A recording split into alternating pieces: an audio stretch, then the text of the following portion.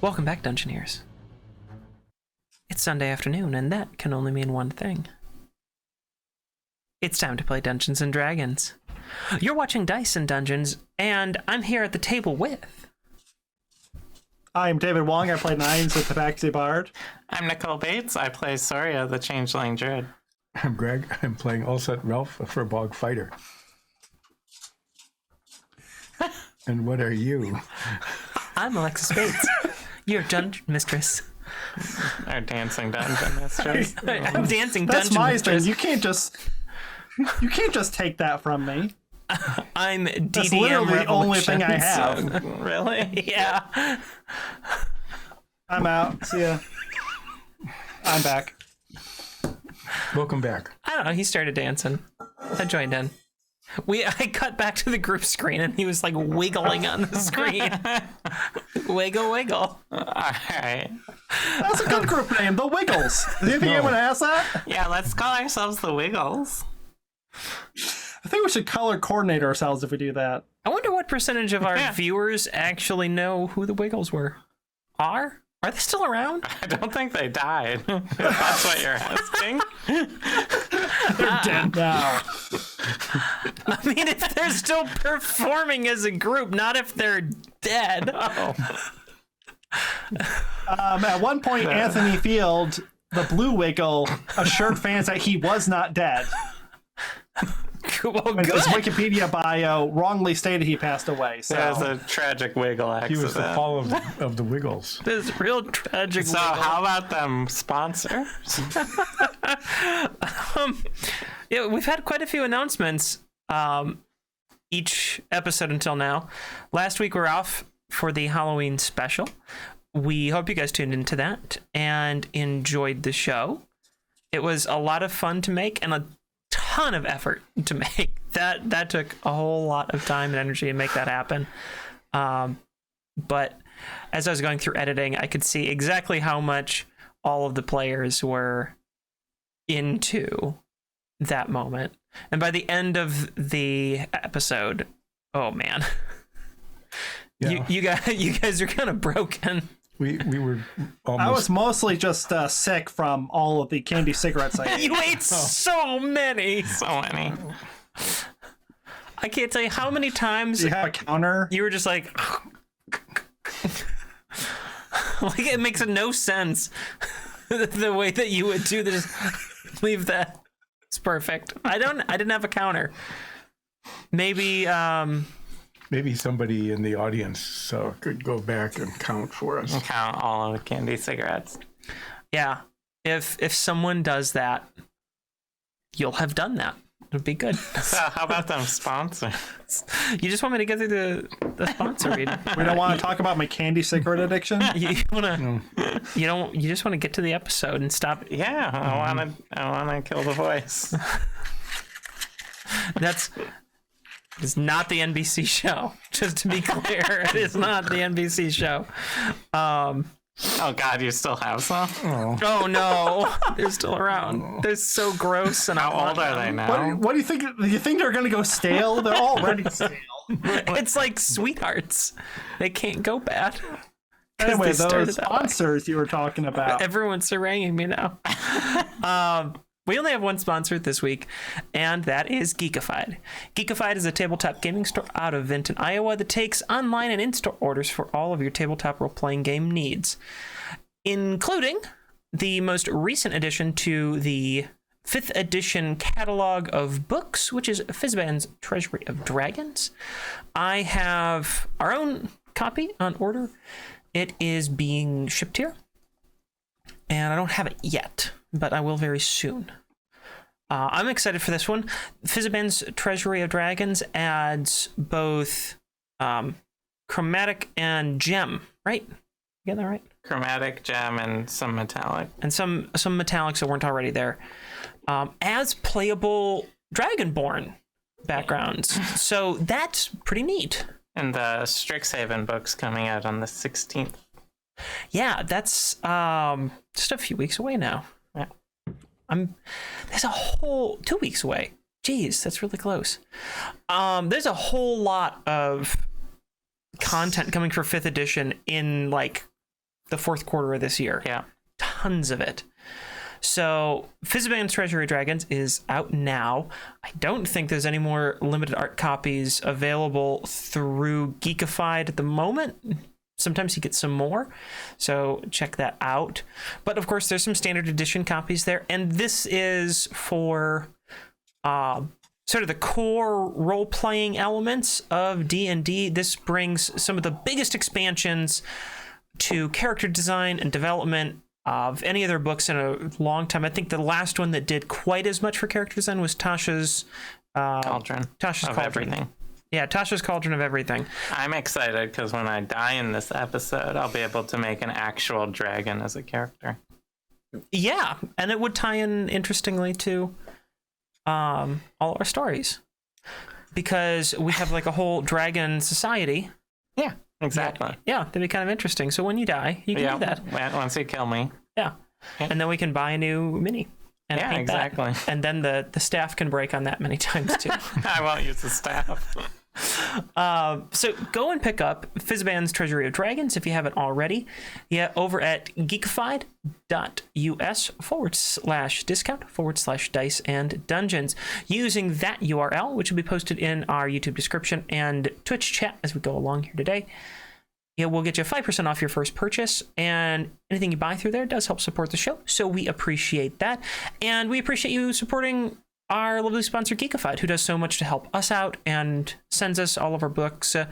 We do pay for them, but they give us a nice discount and have been supporting the show for 7 months now? Since the beginning? Since episode 1. So we really appreciate their continuing support and your support for them as well. That is the only sponsorship announcement we have this week. I think It's a long one, though. Well, yeah, because there's a new book to highlight. So we critique her for not getting to the sponsor, and now you're critiquing her for taking too long. Mm-hmm. Well, I had to highlight the new That's what book. I do. And there's tons of books coming out right now, and I love it. I am in DM heaven. We share the book, you're not allowed to highlight it. I don't highlight. I know, you said you wanted to highlight the book. I was making a joke. Oh, okay, I get it now. I was about to say I dog ear. Then I was like, no, I'm going to make all... I don't actually dog ear. I would make all That of the would be book bad. fans on YouTube just frothing mad in the comments. It would be... Posted. She just doesn't read. I'm illiterate. Anyway. Explains so much about our campaign. Have you ever seen a book in this campaign? Mm. Except for all the books Except that for we all have? the books that you run into. I had a whole box of smell books. With that conclusion, I think we can move on to today's episode. So, Dungeoneers, let's roll.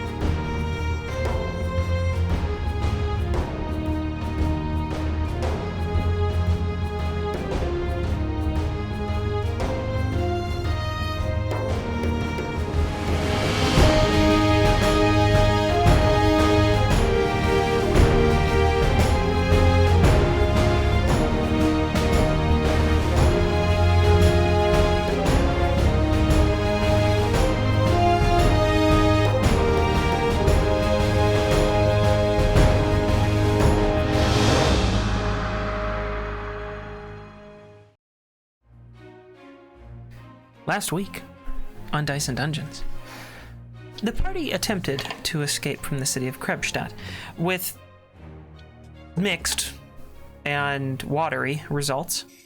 They did manage, however, to find shelter in an old pirate hideaway. Thanks to the captain's knowledge of this little hidden cove, they were able to take a rest in their temporary accommodations, which were behind a trap door and into sort of a bit of a cave area. And although it's a bit cramped and rather dimly lit, it's certainly comfortable as the furniture they found inside is all very plush, soft, and well cared for. So they enjoyed a long rest, both literally and game mechanically. And that is where we pick up today's episode. Well, I must say that even though the entrance was quite inconvenient, that this pirate lounge has been most comfy. It could use a disco ball. What? What? It's a Feywild thing. Well, that was a nice long rest. I feel refreshed. I'll make some breakfast. That will be most wonderful. It's gonna be cabbage. Cabbage? Okay. And crab. Crab and cabbage. Crabbage. Crabbage soup. Nope, crabbage pancakes. It's breakfast. Crabbage pancakes. Yeah, it's like crab cakes. Okay, so I like that you have all the ingredients to make pancakes and decided to add both crab, which almost makes sense, and cabbage, which way the hell doesn't make sense. Can't I just have crabwich? You want a crab witch? Yeah, crabwich. Okay, I can make crab witches. A little crab with a Do you have a little special witch's hat request? kind of skitters by, looks at you, and then gets disappointed when it realizes it's a sandwich No, I you're am talking fine. about. Please continue with the cooking of the breakfast. All right. Listen, I haven't had a chance to resupply lately. I have a bunch of crab jerky and one head of cabbage. And oregano. And plenty of spices. Plenty of So, spices. although the furniture is most comfortable here, there does not seem to be anything to eat. What do you mean? I'm cooking I right mean, now. in the lounge. I mean, Yeah, Bob.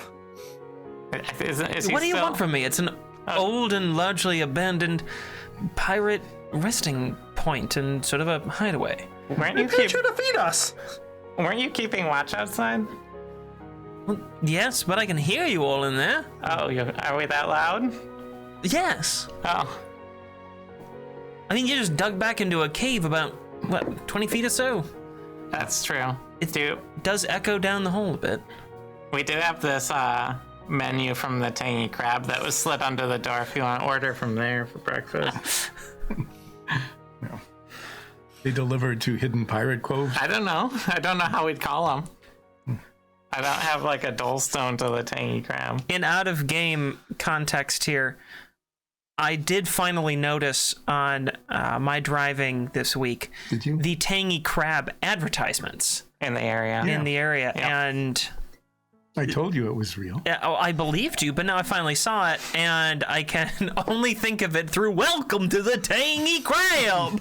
That's the only way that I can envision the real world restaurant. So I'm never going there because I don't want to ruin that. I feel like going there wouldn't ruin that. I mean, maybe. Okay. I was So, Captain, Yes. what's the plan here? Well, the plan is to, as pirates have done here for generations before us, wait until the figurative storm calms. Then we sneak out under cover of darkness during the next evening and make our way out to my ship.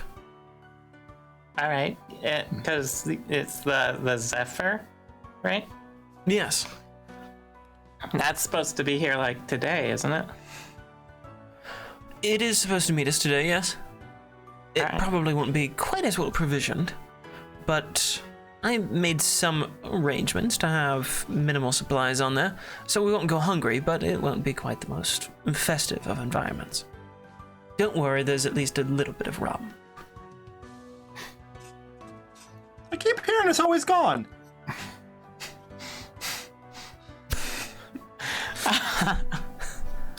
So we just have Got to. nothing. We just need to wait here until night. In theory, yes. We can spend our days here and just, well, take a Anyway. load off, I believe is the expression. I am quite good at waiting. I will begin to wait now. Oh, good. Should I go out and keep watch? You seem to think that was important last night. Keeping watch is just good practice. Well, you all eat this cabbage. Mm-hmm. I'm gonna just leave it here in a bowl.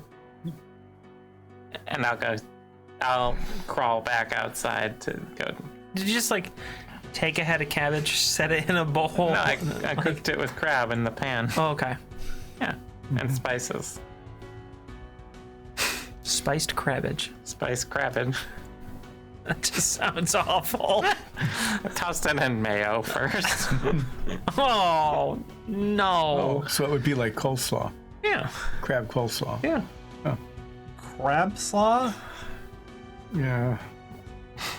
I'm going outside to keep There are no watch. problems there. I am waiting. Do we all know the code for if we're getting attacked or we've been found or anything like that? Maybe you should say, "Help! We are being attacked." Yeah, that's the code. All right, I crawl out. I always find that being direct is the easiest way to communicate. Okay. What I'm saying is, I like that as a code word, where being attacked means we're being attacked. Yep. Very good. Yes. Don't say that if we are not being attacked. That would be confusing. No, don't say that. Do you want me to just yell, "We're not being attacked," unless we are, and I'll stop yelling altogether? Take the nuclear power plant approach. Yeah. Where the alarm is always going off. The fervent tech plant approach.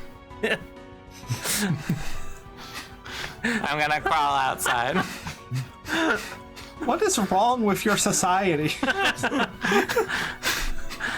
This is disco balls and nuclear power. I think you just described, 1970s West Germany. Yeah. Disco balls and nuclear power. That's. I'll wave to the spiders as I crawl by. They don't really do anything. They're spiders. I'm gonna just set up right outside the shack and keep watch. Okay. There's like a kind of raggedy Bob! beach chair. Yes. I'm bored.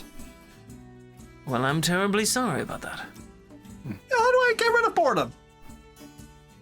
Well, one usually finds a way to entertain oneself. Oh, what do you do to entertain yourself? Oh, I play little mind experiments in my head, pose myself philosophical questions, and then debate with myself. Do you win? Sometimes. So you lose sometimes. Sometimes it's not really a winner. See, that's the most entertaining part about philosophy. Sometimes you can bat around a question for days on end, come up with no answer, and for some reason still think that's enjoyable. I'm just gonna hang out with Soria then. Very well. I will continue to wait. I'm good at waiting. You and Bob are both waiting. I'll just idly practice my lock picking while I'm keeping watch. Okay. I'm gonna practice my gong. Right next to Soria. Oh, God. That sounds so bad. I need to learn the silence spell. We just lost all of our podcast listeners. Right now, there's someone at their job. It's an office, or they're on like a line of like a production, or maybe they're just delivering something in traffic, and they just went, ah, and ripped out their earbud and threw it on the ground. And all of their coworkers are looking at them, just like, what are you doing? And their only response can be, gong. That's all they got. You are waiting outside. Yep. It's, at this point, kind of late morning. All right.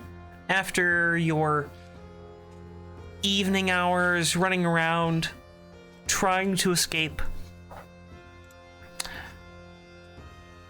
The sun is just starting to crest over the cliffs that surround this little lagoon.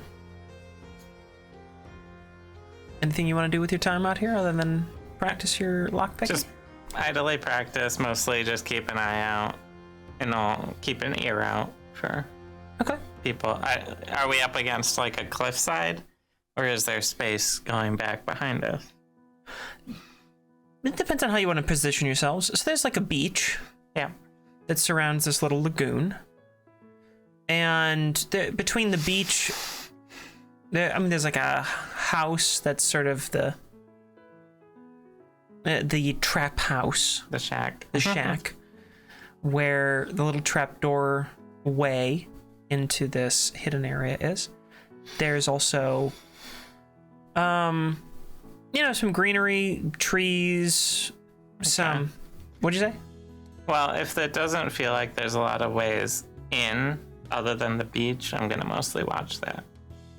The only, as far as you can remember from the outside of this area, the only ways in would be climbing up and over Cliffs. some, fairly jagged and steep cliff sides. They're not very tall, only about 30 feet. So, yeah, it'd be totally doable, but unlikely All right. for people to do that. I'll keep my eye on the water then. Okay. A few hours pass. Why don't you roll D100 to see how you're coming along with your thieves' tools? 49. 49. Very good.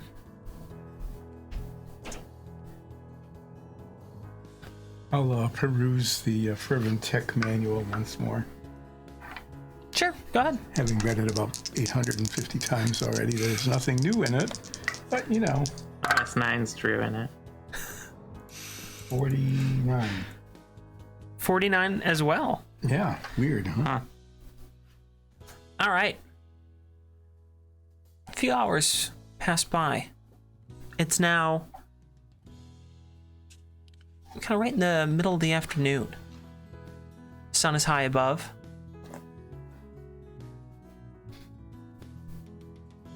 Make a perception check.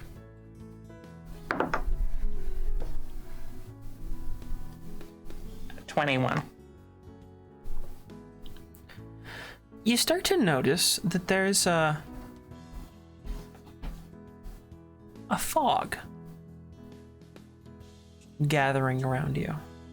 Like the whole area. I mean, it's emanating from the water. That's quite clear. You've seen, you've seen this kind of happen before around the area, and anywhere where there's this large body of water, fog happens. Usually not quite in the middle of the day with the sun shining brightly down, but it does happen. So there's a fog that's now building up. Do you get fog a lot here, Captain? Don't know. Don't usually come here. Only been here once before. You know the ocean, right? Yes. Is it normal to get fog in here? Yeah. In this location specifically. This time of day? I wouldn't know. Like I said, I've only been here a couple of times. But fog happens all over the place on the ocean. Okay. I wouldn't be too overly concerned about it. Then I won't be. All right. How's Alseth in there? He's staring at me, and he hasn't blinked in a while. Have you moistened his eyeballs? Yeah, we left an eyedropper in there for you. No, do not do that.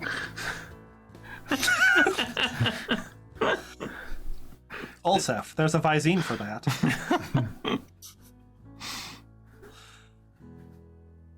The only thing you should be concerned about is if the fog suddenly gets thicker. Then be concerned. Because it's probably illusionary effect meant to, I don't know, trap us into something or other. Yeah. Is the fog getting thicker? Make a perception check. Not nearly as good. 13. maybe? You're kind of having that moment when you're not sure if you remembered it correctly, and now that someone's told you to watch out for this thing, you're not sure if you're seeing it or if you're imagining it, so you can't quite tell. Hey, Nines. Yes. Cool it with the gong for a second.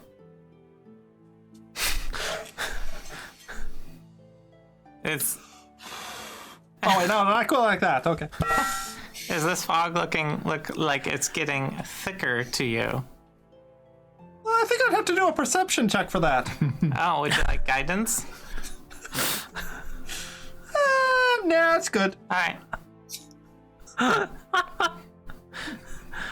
Sure, yeah, go ahead. Make a perception check to see if the fog gets thicker since... That's a 6 because I rolled a nat 1. So I just keep looking at my gong and say, yeah, it's fine. Yeah, you and that gong, you've just been beating away at it. Just bang, bang. It is good that you keep banging on the gong. That way, if anyone is trying to find us, they know where to look. So I'm not too sure about this fog. Why don't you two come out here? Just in case. Oh, very well. Since you seem to say that it could be problematic. And also, it's not doing anything important. So, I am waiting. I'm moistening his eyeballs. Don't forget to moisten Dromar's eyeball, too. Oh, yeah.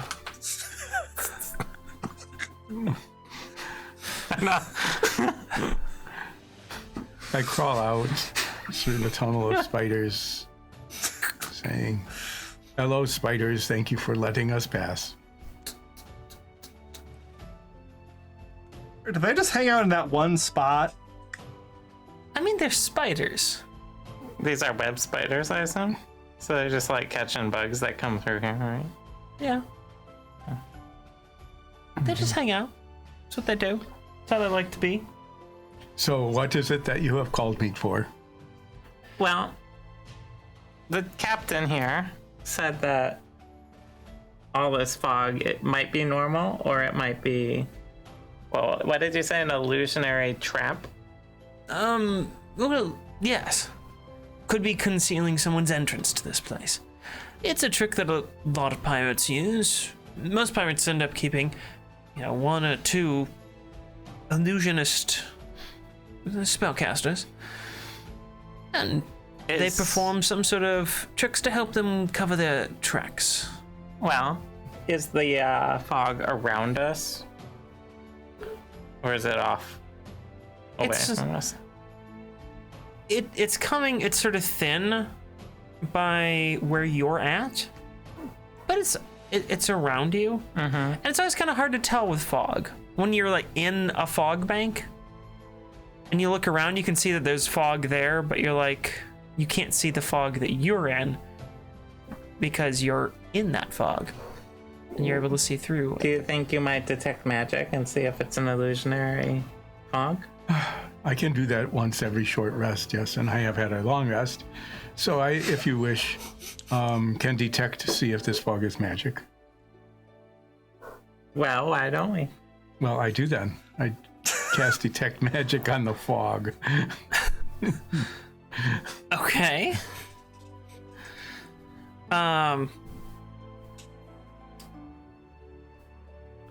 When you cast detect magic On the fog.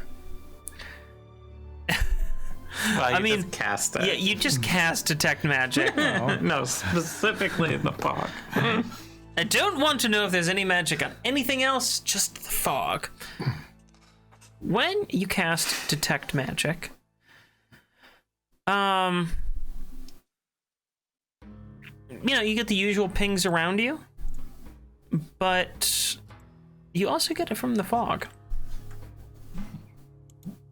You do get the sense of illusion magic from this. Illusion magic? There is illusion magic in the fog. Why don't you light up your sword?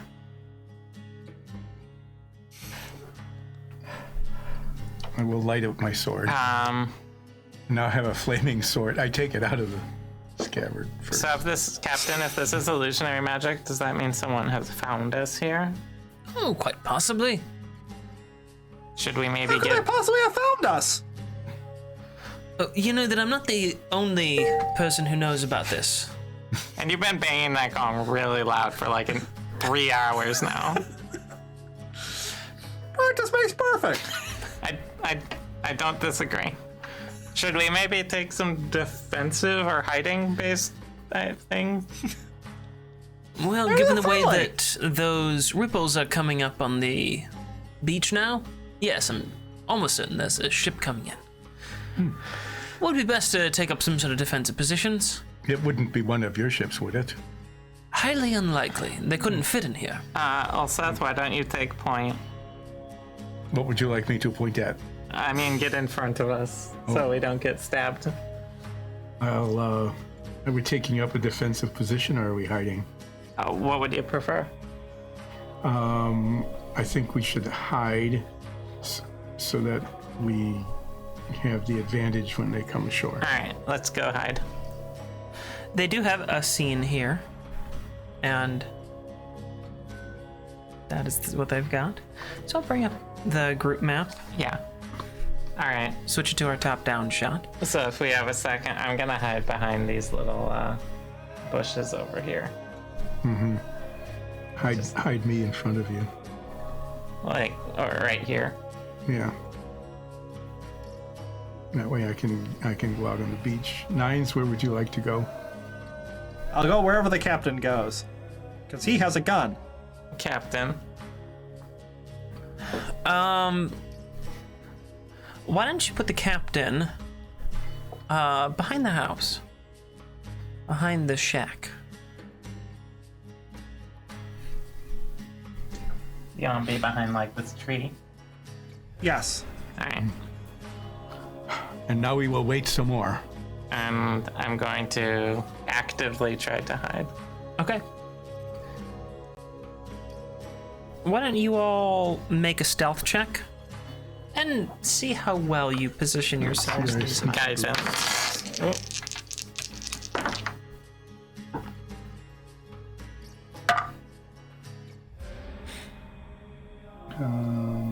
1921. 16. 11 Okay.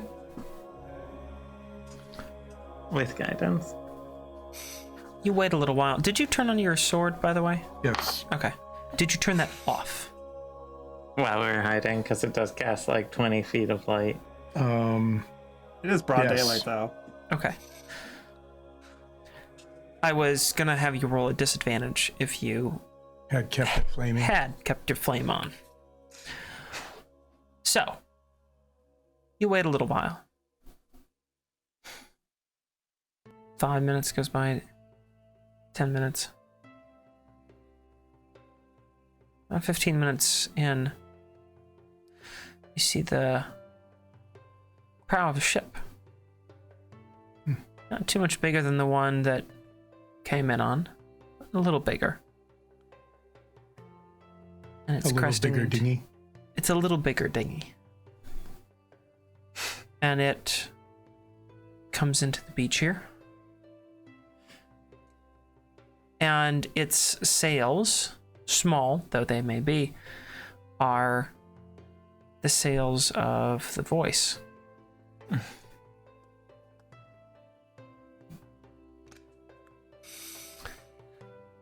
You see the ship land, just kind of crashes into the sand.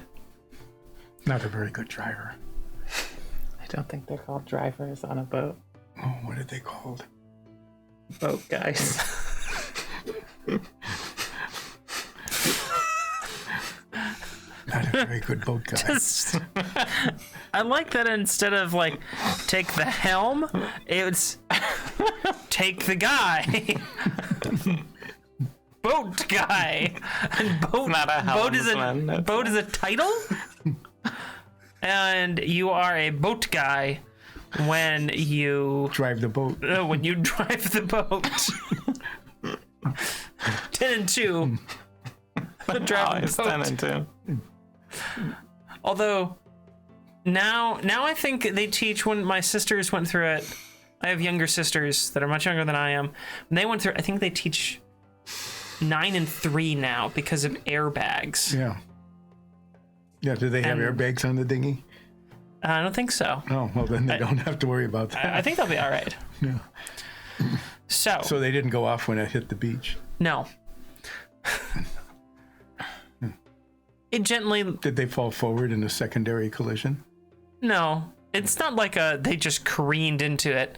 It seems more like Like when I was like, an on-purpose beaching Uh-huh. to beach the boat so that it won't easily slip away. And out hops 2 ogres. the same two. You're not 100% sure.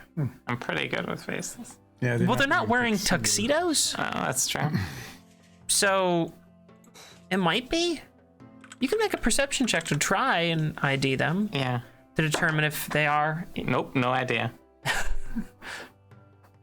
just too overwhelmed by everything right now. Not The one. fog obscuring things. That one, so it was an 8. It's a little hard through the fog Yeah. to see what things are. I wasn't that invested. Okay, good to know. I like to know that my players aren't invested in. in whether or not these are the same ogres that we fought before. It's good. It's good info as a DM.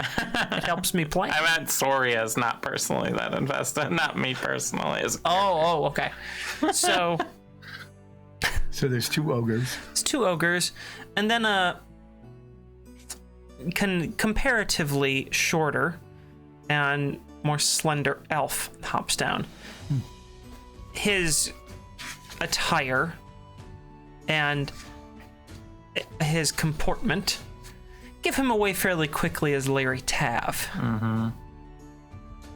the Voice's manager.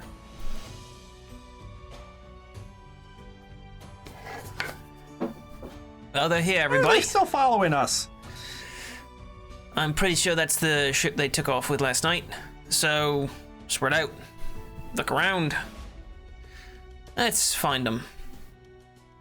Are they grouped together right now? For the moment, they are still fairly close, but they are moving in different directions. How far away from me? They're right at the shoreline, so, it's quite a ways. Probably about It looks like it's 60 or 70 feet. 60, 70 feet. Yeah. Do we want to just take care of, see what we can do here? I mean, I don't think that they know we're here. Right? Well, they said that they were going to spread out. Yeah, I'm thinking I'm just gonna hit them with a fairy fire right now while they're grouped up. We would know where they were then for sure. They'd be lit up. That's true.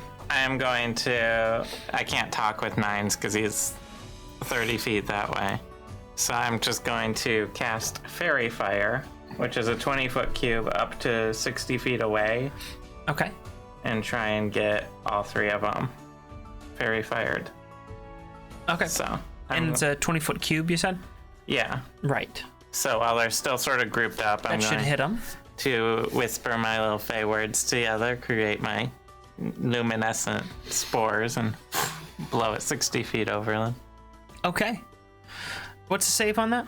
Dexterity 15. 15. Okay.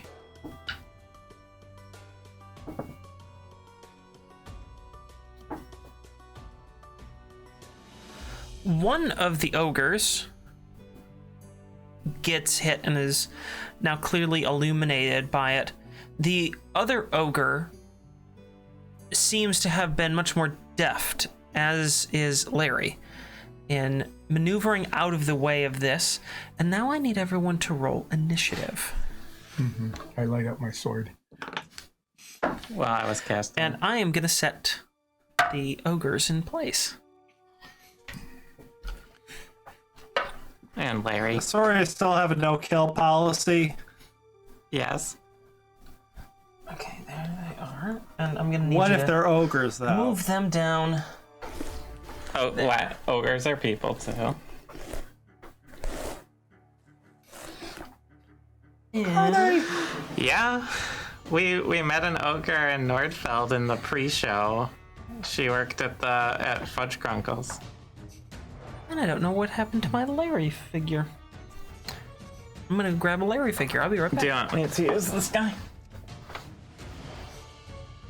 Oh, sure. Sure, that can be Larry. Since he's just sitting here. Yeah. I don't know if Larry uses a bow, but that guy has It's not as representative of Larry as the figure I'd picked out was, but it'll do just fine. Can I have a fairy fire ring? Yes. of Which course. one got hit? The one closer to you as a person on the map. So that one, yes. Got hit with fairy fire. And I need everyone's initiative. 15. 15. Ulseth? 7. 9s? I also got 7. All right. Nines is enjoying a truly wonderful AT&T quality connection right there. And let's see, what does the captain get? Classic. The captain rolled incredibly well.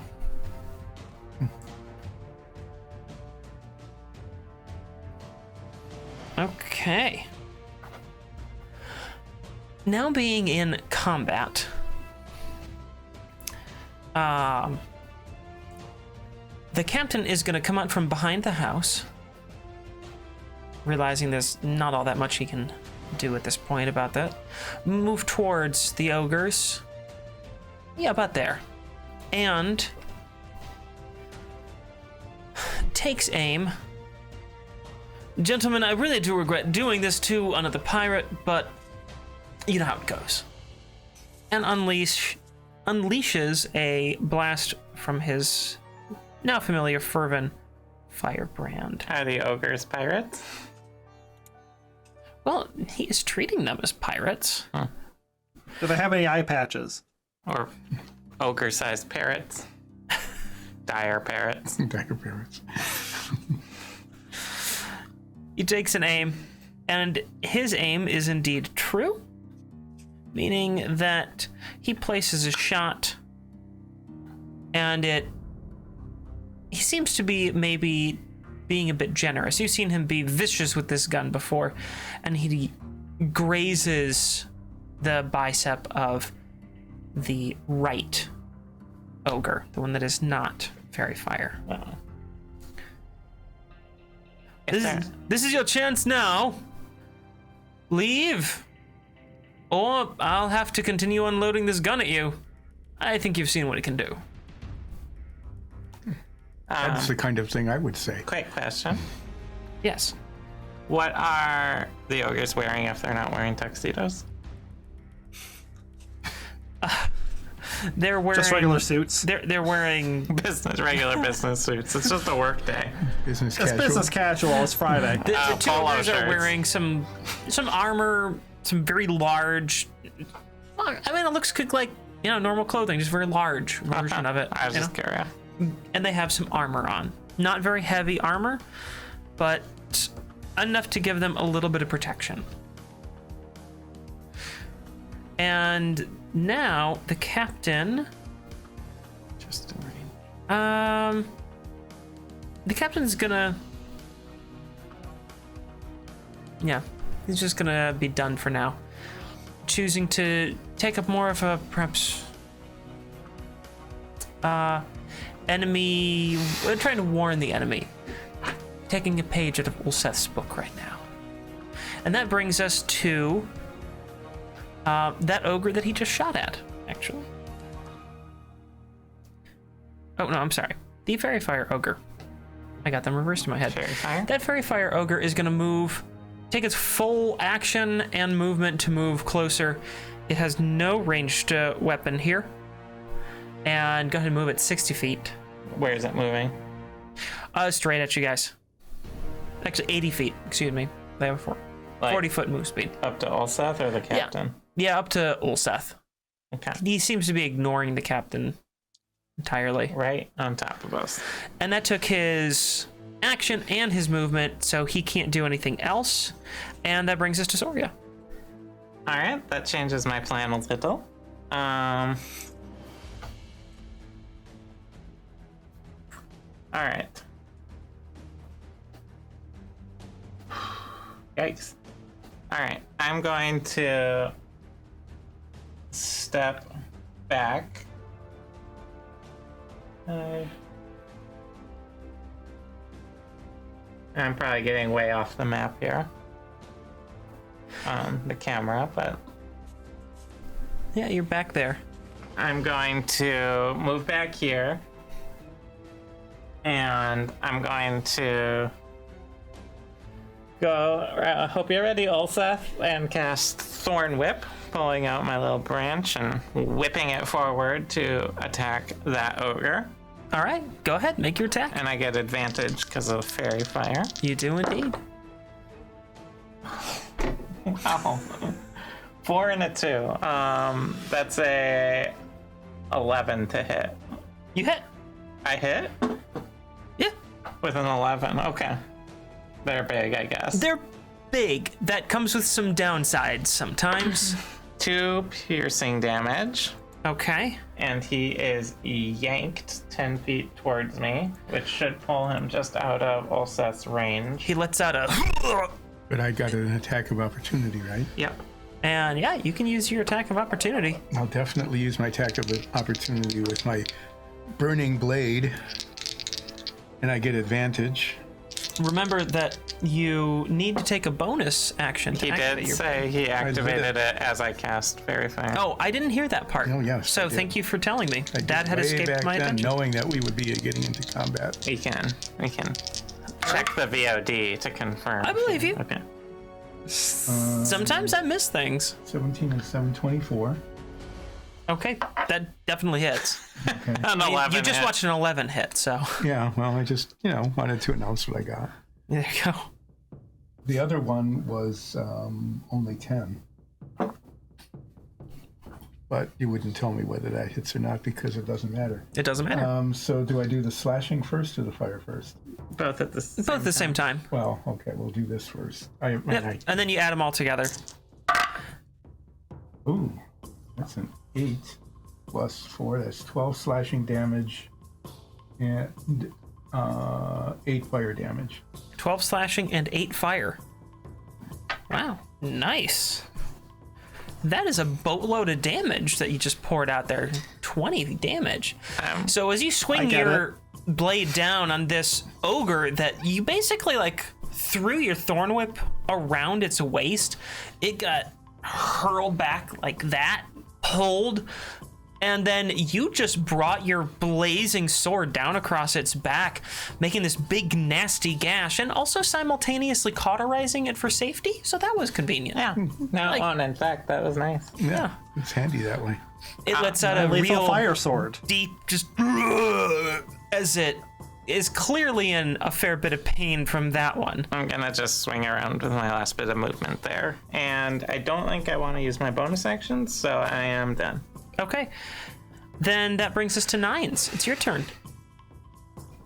Wow, they rolled really poorly then. Well, the other one did not roll well. No. I guess the only thing I can do without just gonna cast a vicious mockery on the one you attacked. Am I within 60 feet of it? You can, yeah, I think so. The one we're fighting. Yes. Yeah, you should be within 60 feet. Hey, Ogre! You suck! I believe the save is a DC 14 Wisdom. Yep. That's what my dad always said. Oh, geez, 9s. Go ahead and roll for My dad damage. sucks too! Well, that balances it out. One massive damage to it. But Whole one. disadvantage on its next attack, right? All right. Yes. That'll come in handy when it tries to kill also. Then anything else you want to do on your turn? No, I'm gonna hide like a coward. You already They're are big. hiding. They are. They are quite large. Okay. Then it is now the other ogre's turn, and that ogre, just like the first, is going to use its full movement and action to storm up the beach, going towards the captain. And that's 80. No, that's less than 80. That's the full movement is 80. Oh, yeah. That gets there before, within 80. Okay, good. That one's going to take a swing at the captain, apparently looking for some retribution after being shot. It can attack after we're moving 80? Shouldn't be. If it was its full action to move. Yes, thank you. I am apparently a bit out of it today. I don't usually make that mistake, but I did make it there. Yeah. Thank you for catching me. You're welcome, Captain. Yeah, yep. I apparently need some more sleep. Or more coffee. One or the other. More coffee. More coffee. All right. Ulseth, that brings us to you. You who are a wounded ogre, I will repeat the captain's offer that if you stop attacking, we will let you go. This is what I do to earn money. See, he's just proletariat. Do you want to move up next to him? Well, I should, yes. I get advantage still because of the fairy fire. Yep. Right? 17. Yep, that'll hit. Absolutely. I'm using my main hand first. Kind of figured. Since your 11 curse has ended. 11 slashing damage and 5 fire damage. Dang. Maybe that sword your master left you, he just bought at a mall. This one does seem It's to like hit an better. Arwen replica sword. Yeah. Yeah. Now I use my offhand. I raise a Lashalar. You definitely don't roll higher on your offhand now. Yeah. 7 is 21. This one doesn't usually do very much damage. Well, sometimes it does a lot. Compared to your old sword, it. Yeah. 6 more slashing damage. Okay. You beat 2 heavy blows still into its back the way that it's facing.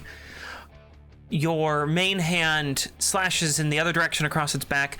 Your offhand kind of slices along its calf, and it buckles for a moment, going down to one knee, and seems to be in a lot of pain as it just roars out. So that's... You guys have beaten the hell out of that. That is where you are at with that particular... So how much are you being paid for this? Doesn't respond. Larry Tav, down by the beach, looks up at this scene and just says, well, apparently need to hire better help. This is the best they got. And does nothing. It's back to the captain. The captain, being in melee here, decides that he is going to use his bonus action to disengage and move 30 feet away from that towards Ulseth. And then when he gets there, he's going to line up and take a shot square at the ogre that was just attacking him. Oh, going back here. Yep. Which will connect. This time he takes a slightly more aggressive stance and plants a bolt right through his shoulder.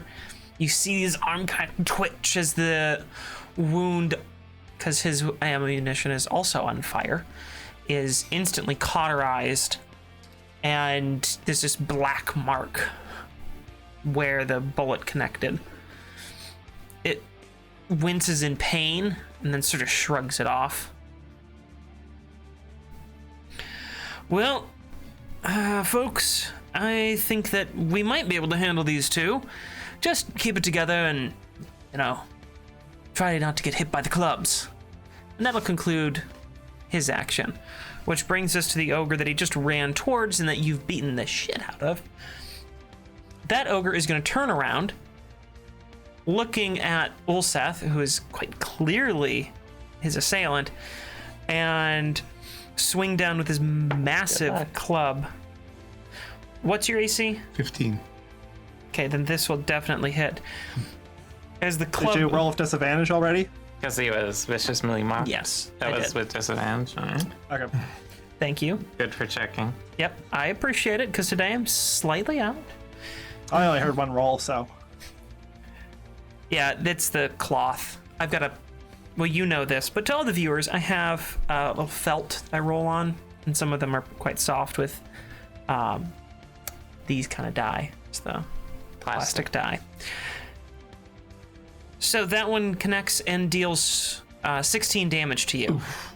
As it comes down clear on top of your head, and you are just... You're seeing the little birds flying around, Birds, cartoon little stars, style. Stars and moons. You're seeing double. 4 ogres.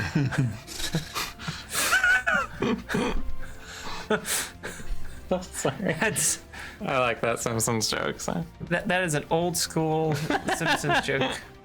That is what, season 6 or something? Something like that. That's yeah. 30 seasons ago. Thanks for reminding me I'm old. Jesus. Sorry. Yeah, that'll conclude its turn, and that brings up Soria. All right. First thing I'm gonna do is call upon the Fey energies surrounding me, and use 2 of my Balm of the Summer Court dice on Ulseth to send a nice glowing radiant green heal towards you. So you get 6 hit points Thank you. plus 2 temporary hit points. Definitely needed that after that big old clubbing That hit. is very refreshing. Some of the birds are gone now, and all of the stars have disappeared. Remember also non-lethal damage. These are just employees. As I ready my thorn whip and shoot it out towards the ogre. Ulseth, who definitely has a pretty severe concussion right now. Remember, non-lethal damage. Just a reminder. It's a memo. Yeah, that's a 19 to hit. Okay. Definitely hits. So 5 piercing damage. Okay. Non-lethal. I can't do non-lethal with this. Non-lethal piercing damage. I non-lethally stabbed you. And drag him 10 feet towards me. That will provoke an attack of opportunity. And I raise my flamey sword in a non-lethal way. How can you do fire damage non-lethally? I'm wondering the same thing. 20. 20 definitely hits. We'll find out. Ooh, that was a bad slasher. Only 5 slashing damage, but 11 non-lethal burning damage. 11 non-lethal burning damage. So you managed to sort of blunt your blade a bit. However, not quite understanding how you could do non-lethal burning damage. He's on fire now. You've managed to catch all of his clothing on fire, and he's burning and screaming and rolling around on the ground, desperately trying to put out that So flame. does he fall prone? He is definitely prone. He is out of combat, and if he were a player, he'd be making death saving throws right now. So Do you have create water? No. Roll him into the ocean! I'm going to use a bonus action to cast Second Wind on But it's my turn. yeah, I was about to I say. can't. Oh, that's right. It wasn't We're, my turn. I we're was just all using- struggling with combat today. And by all of us, I mean 2 of us. 2 of us are struggling with combat. But I will be That's done. some Soria math right there. I'll be done shortly. I'm just using my full movement. Okay. 5, 10, okay. To move behind this rock. Okay. You are behind a rock. I have a plan. You have a plan. Okay. It's not the most exciting low angle shot right now. No, it kind of moved off into the No, back. you've moved way off into the back. That brings us to Nines. Nines, it is your turn. Well, I was going to use Tasha's Hideous Laughter, but I think I'm going to do is I'm going to turn to the ogre that tried to attack the captain. Mm-hmm. Hey, buddy! You should probably take your buddy and roll him into the ocean before he burns to death, as I cast Suggestion on him. Oh, good call. Okay. Is that also a wisdom save? Yep. 14? Yep. Okay. I also back away from him 40 feet because I don't know if that spell worked.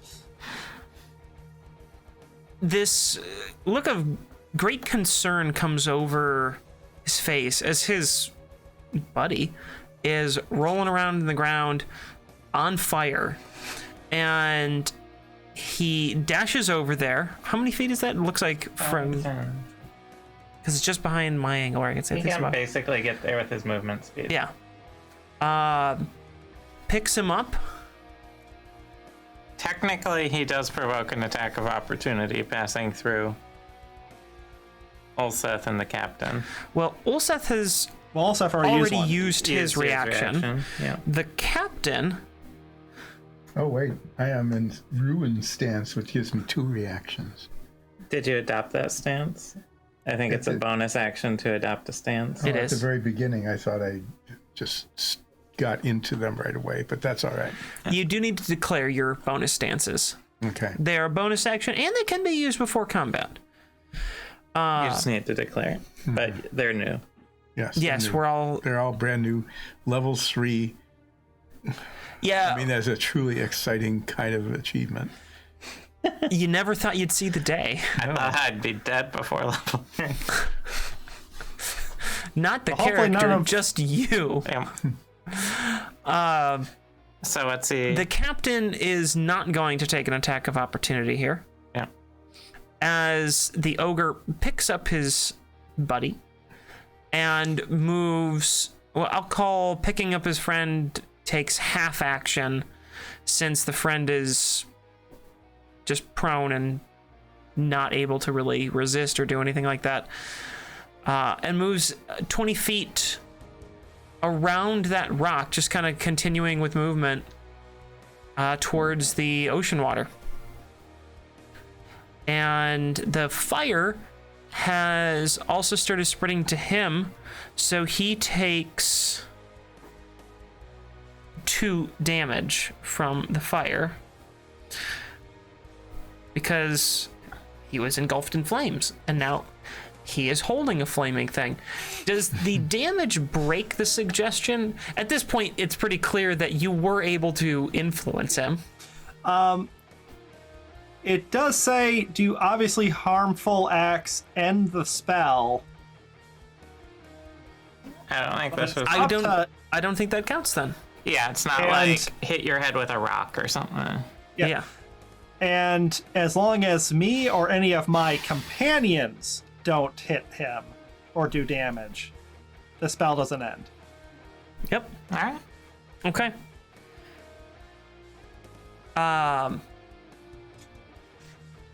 Then that's his whole turn. He used all his movement and his action, and now it's Ulseth. I will move as... let's see.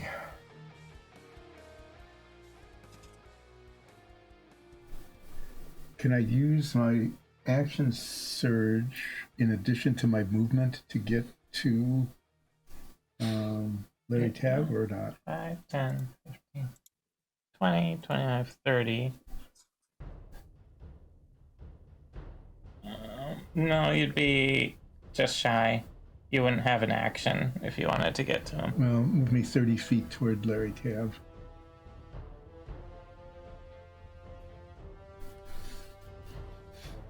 You can use your bonus action to adopt one of your new stances. Well, I will pick Loke, which is a stance for my main hand, which gives me +1 to hit, which might be handy. And I will say, There's a Google device in the background that for some reason heard Google in all of that. And now it continues to prattle on. Hopefully, because you said the magic word. I'm not sure if it can be picked up by the microphones, but hopefully not. during the Halloween special, we had a phone go off in the 15th century, and that definitely got picked up by the mics, and that was pretty funny. You are the voice's lackey. Speaking again for the captain, you may take the opportunity to surrender, and we will stop the attack on you and your ogres. He doesn't seem to respond. You are, in the moment of things, basically shouting at an ogre who's now on fire, running with his buddy. Shouting at Larry. At Larry Tab. Oh, shouting at Larry Tab. I thought you were shouting at the ogres. No. Larry The pays voice no is mind to you. lackey. Do you want to use The your... ogre seemed rather busy right now. I misunderstood. You could use your standard action to charge forward 30 more feet. That would use up my full action, wouldn't it? Yeah, you've used your movement and bonus. No, I'll just stay where I am. And hold your standard action. Yes. All right. Okay. Then, when you do, Larry goes, I always have to bring back up to these things. Go on, boys. We still got work to do.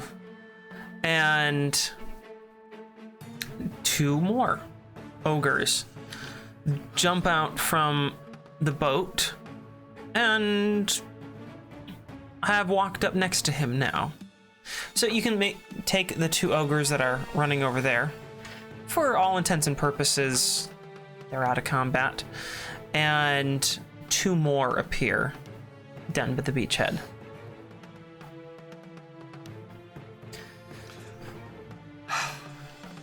It is now their turn. We were doing good.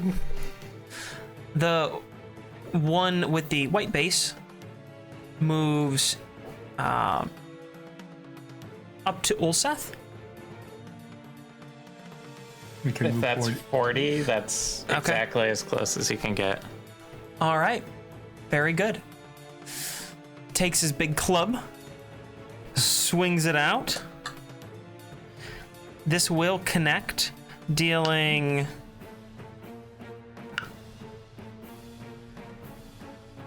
17 damage to you. Oof. Oh no.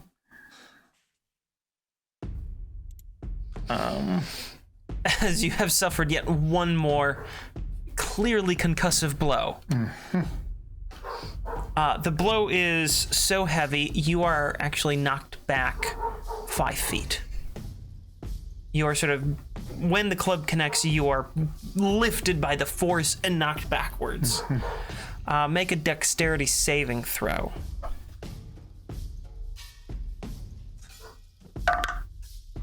Seven. You manage to catch yourself, but you will suffer half movement speed next round because you sort of like landed and stumbled and you have to get back up off of your knees at this point. The other one moves in, you going right past Ulseth and straight towards the captain. Yes, 40. 5, 10.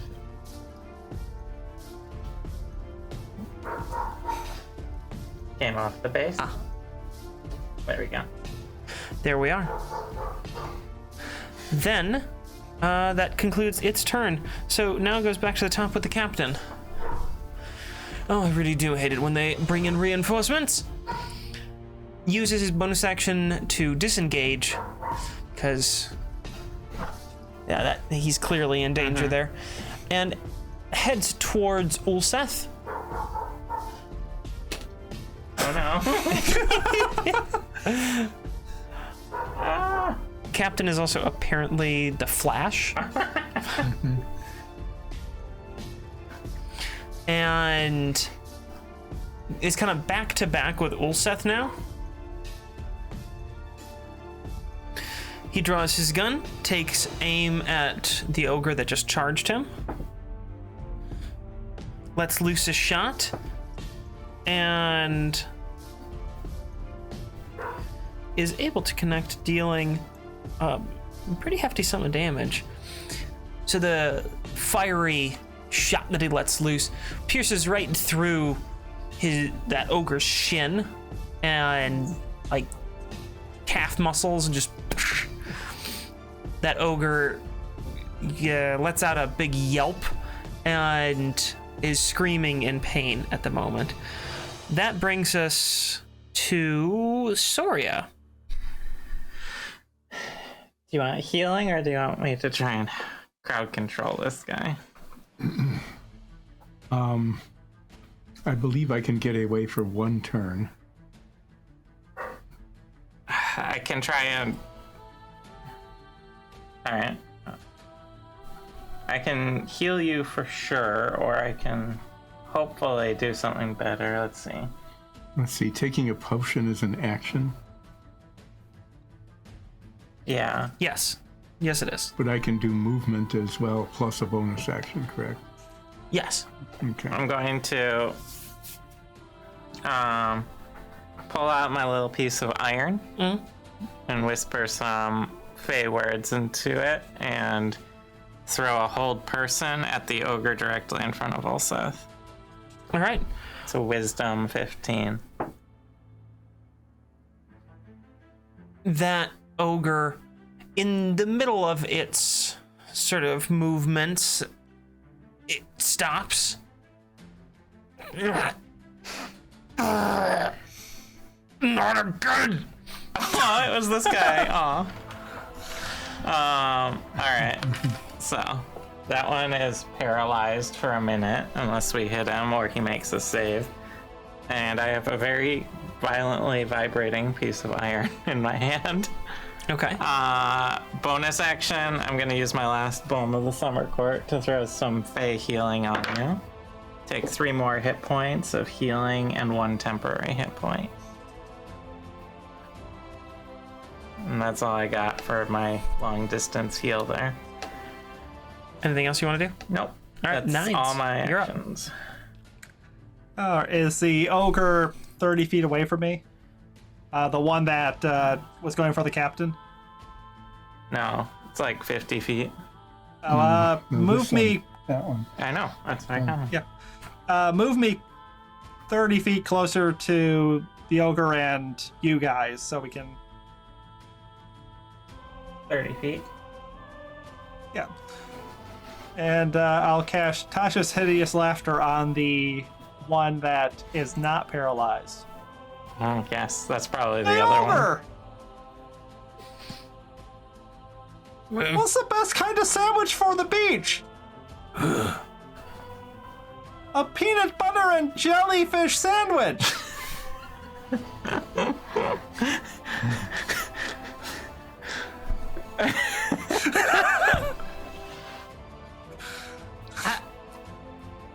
I mean, I understand that there's a DC and a save and everything, and then some effects.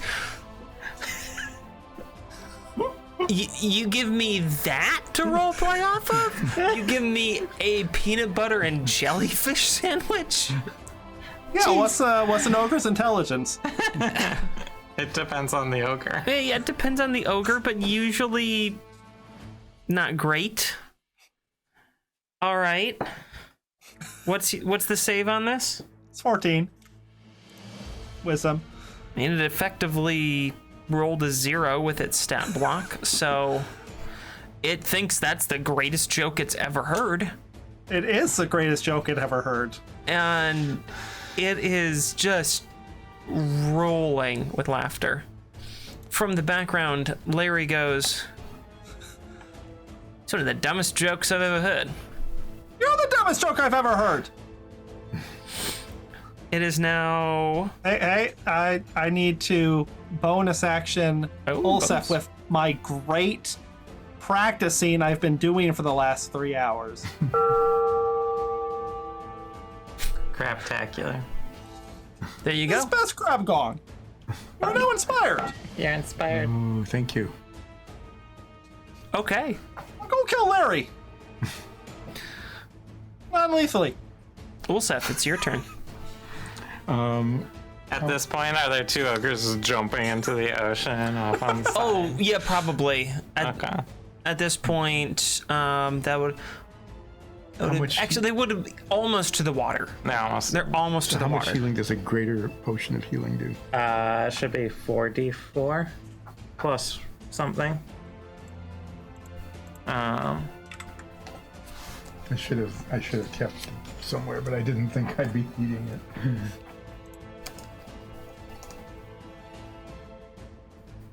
Potion of healing Greater potion of healing. is 4d4 plus 4, like I said. 4d4 plus 4. Yep. No. I'm gonna eat one of those. You're gonna eat the whole bottle and everything. Swallow the whole thing. Good news, it's a suppository. Olseth is And hardcore. agony, such pain and agony that I'm just going. You're gonna boof it. So I start with 4, It's a Guaranteed jello. 4. It's a healing jello. 6, 10, Wow. 12, 15. Okay, that helps. 4d4 plus 4. 15 is pretty good for that. Yeah.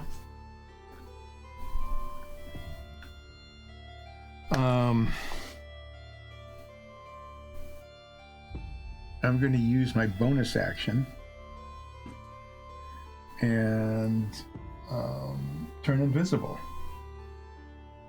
until the start of my next turn.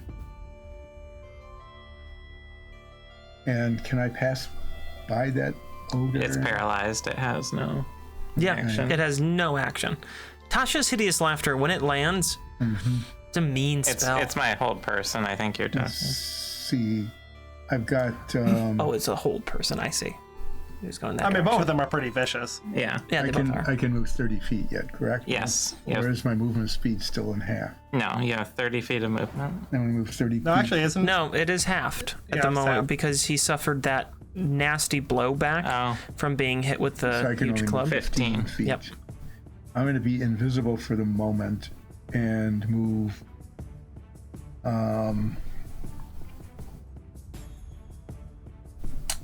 I want to move 15 feet toward the one that's prone.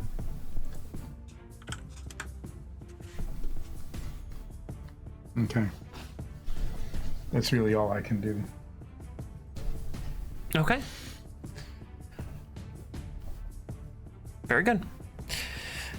They don't have all that much to do other than basically make saving throws. So the first one, Attempt saves at the ends of their turn. yeah, with the hold person, since he's paralyzed, nothing to do that turn except try to make a saving throw. What's the save on that? 15 wisdom. 15 wisdom. You see the ogre just building with rage and fury. His cheeks become flushed, and he's putting every ounce of energy into moving and cannot. And just getting more and more frustrated. The other one, what's the recovery on Tasha's? 14. 14. End of turn. Yep, end of turn. And each time it takes damage. Yeah, anytime it takes damage. It is still just laughing hysterically, rolling around. It thought that's the greatest joke of all time. Jellyfish is like jam. Wait. A meaner DM would now make my turn. I can't make do you anything. roll a check there to see if you if you killed the joke. The captain looks around for a moment, it now being his turn, sees the hilarious moment with the ogre, sees the other one standing before him, and two flaming and then- ogres running off in the two flaming ogres running off into the ocean to douse themselves as they, at this point, would be just hitting the water and some steam's rising up. He takes aim at the one that is currently held. Because of that paralyze, can't move. Would that be advantage on there? no. I don't think it gives advantage, which is a little weird sometimes. But if he hits him, the guy does get to make another save. Yes. So, or actually, end of each. No, it does not make any saves, even if it's hit. Yeah, I didn't think. But it is under the paralyzed condition. Yes. So, for the viewers at home and everyone at the table, they can't move or speak. They automatically fail any strength or dexterity saving throws. Attack rolls have advantage. They do. And- That's what I was wondering. Any attack that hits the creature, if they are within 5 feet, is automatic crit. Okay, let's take a look. Well, that is with advantage. That's a critical hit. So the captain gets to roll a whole lot of damage. Non-lethal damage. Use your gun non-lethally.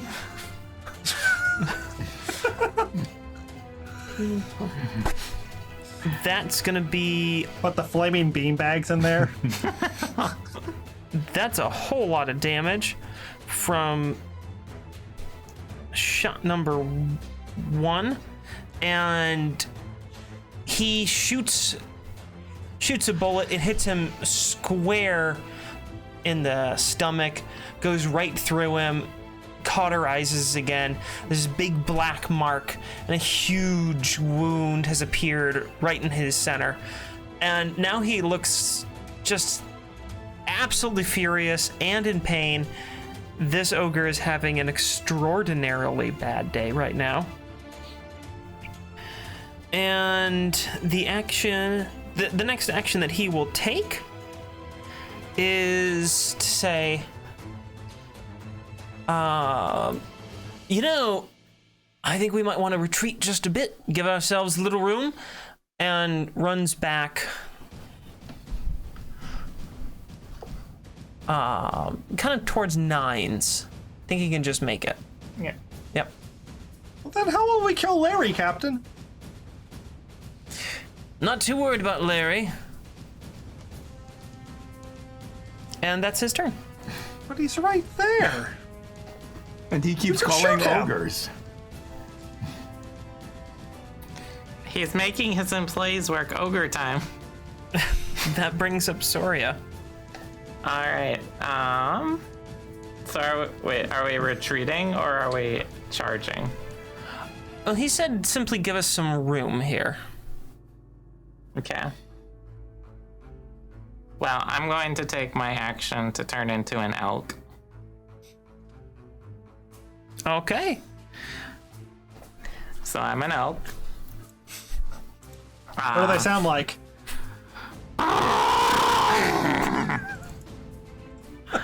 That's what elks sound like now. Conflicted about whether we're continuing to fight or to run. I mean, the captain did just shoot that ogre, That's true. and his command was just to give some space.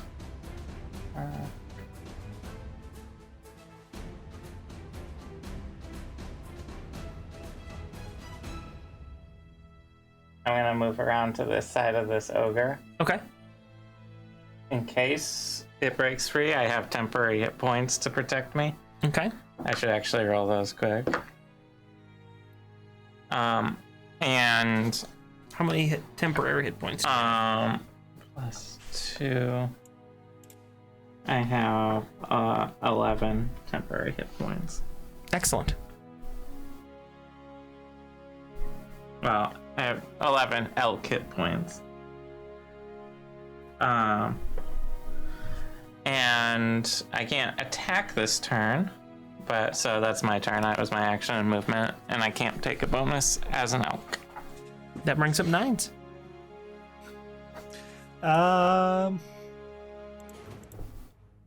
So, Captain, are we not killing Larry right now? I didn't say that. I just said I'm not worried about him. Why is he just standing there anyway? Menacingly. Probably because he's a right twat. Oh, well, all right. Fair enough. I am going to do a vicious mockery on the paralyzed one. Am I 30 feet? No, never mind, that's 60 feet. Also, would that let him make a save? The paralyzed one? Yeah, because it's an attack. Oh, you said the you're paralyzed attacking one. Sorry. I heard Not vicious the laughing laughter. one. Yeah. Hold person has that advantage. Yes, we're not going to touch the laughing one because let that joke soak in. Yeah, you gotta let it marinate. It is, yeah. It's like a casserole. Yeah, No, a marmalade. jellyfish casserole. Hey, Ogre! You're just stuck there, you can't move! It's funny! What a loser. You suck! All right. It fails. Go ahead and roll for damage. Hey, 4 damage that time. Wow, you're getting better at this. Oh, look at that. That really hurt his feelings. So it's been shot through the stomach. It's paralyzed momentarily for the second time in as many days. And I feel sort of bad now. now you just told it sucks because of all those things inflicted on it. Does the healthcare package provided by the voice include, like, therapy? What healthcare package? Oh no. The voice sucks. But I'm an What? elf. I've been saying that. I said it like, I was asking, is the elk like a health insurance salesman? yeah. I like that the second time was way more annoying, but also probably closer to what an elk sounds like. It depends on the elk and what time of year it is. Yeah, that's true. Anything else you want to do as you've now insulted an ogre? No, I don't think we really need inspiration right now. Okay. So I'm just gonna keep bantering with the captain Well, Seth, about how much Larry sucks. it is your turn, and now the ogres they're fully in the water over there, dousing themselves. One of them, the one that was running towards the water, is just sort of like patting down gently the one that was on fire. I want to paint the full scene for you. How they like tender caress of the cheek. No, not really tender. Just seems like a great level of concern. So if I flank that ogre that you're next to, that won't get in the way of anything you're planning to do, will it? No. Okay. I move to flank the ogre. And you get advantage anyway because I it's get paralyzed. double advantage. Do I get to roll 4 times? No, there's no such thing as double advantage. Wait, didn't you say it's an auto crit? Yes, 5 since feet? you're attacking is, in melee, within- it's an within 5 automatic feet, crit. it's an if it automatic. hits. If I hit. Well, since I rolled a Double nat 1. no. Oh, I had it upside down. 15 and 7, 22. A 22. 22 definitely hits. So I'm dealing non-lethal damage critically with my You are doing flaming a sword. very critical, non-lethal flaming damage. And if you kill this poor employee, there's going to be a very judgmental elf. So what do I do? Basically roll twice? You roll all your die twice. Yeah.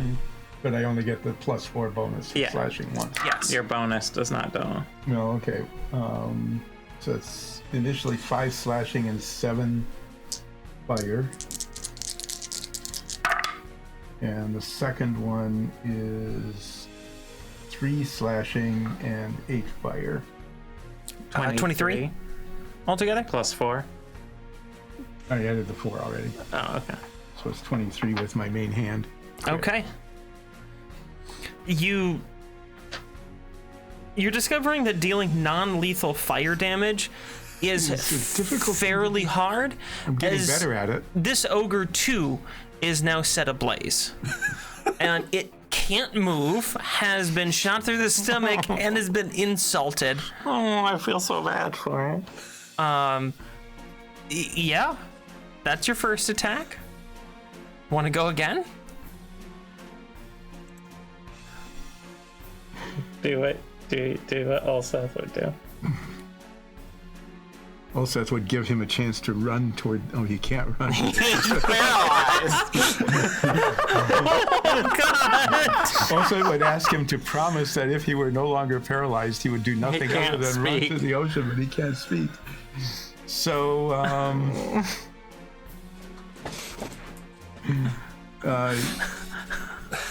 will, unfortunately, since it almost killed me, have to use my offhand Yeah. Go ahead. and do. Did you roll to hit? Oh, no. Yeah, you can still I can miss. still miss. There's potentially, Yes. potentially I could miss, but I didn't. I rolled a 23. So now you get to 25, deal excuse me. critical damage with your offhand. And I'll use those rolls for 8. 8 offhand, critical, non-lethal, stabby damage. As I've established before, when you try to do non-lethal damage, you can use your offhand as kind of a knuckle duster. Mm-hmm. And you, based on your height, you basically just sort of like gut punch him, because that's about where you could swing on this ogre. Yeah, but I don't punch at the hole because that would be pointless. Yeah, you instead aim in the areas that haven't yet been wounded. Yeah. And you basically kidney punch this ogre, who lets out a rather stifled just grunt. Mm-hmm. And it's now its turn. Since I've established that you set his clothes on fire and he can't move, he's gonna take 4 fire damage from that, and he blacks out, falls to the ground, totally unconscious, and is on fire. Throw some sand on him, Olsef. Yeah, can I have a special bonus action to kick some sand all So over that is to put out the fire? that is now out of combat. You're not gonna not let me put out the fire, are you? You've used your bonus actions. Yeah. You'd have to action search it. Yeah.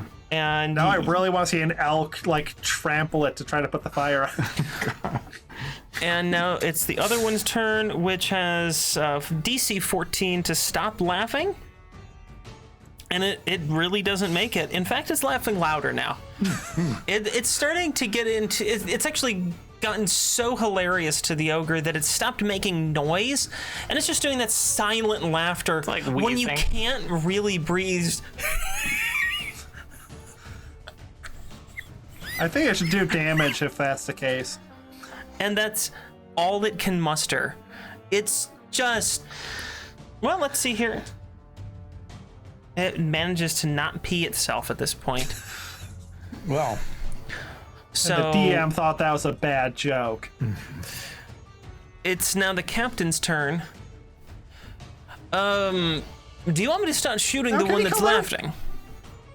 Let him enjoy himself. I mean, he still has to get up. yes. Shoot at Go, the. Larry! Well, all right. He moves forward 30 feet to try to get in a little bit closer range here. Takes aim with his pistol. Looses a shot and lets it go. You see Larry sort of wince from the blow. And Sorry and Ulseth, can I have your passive perception? 17.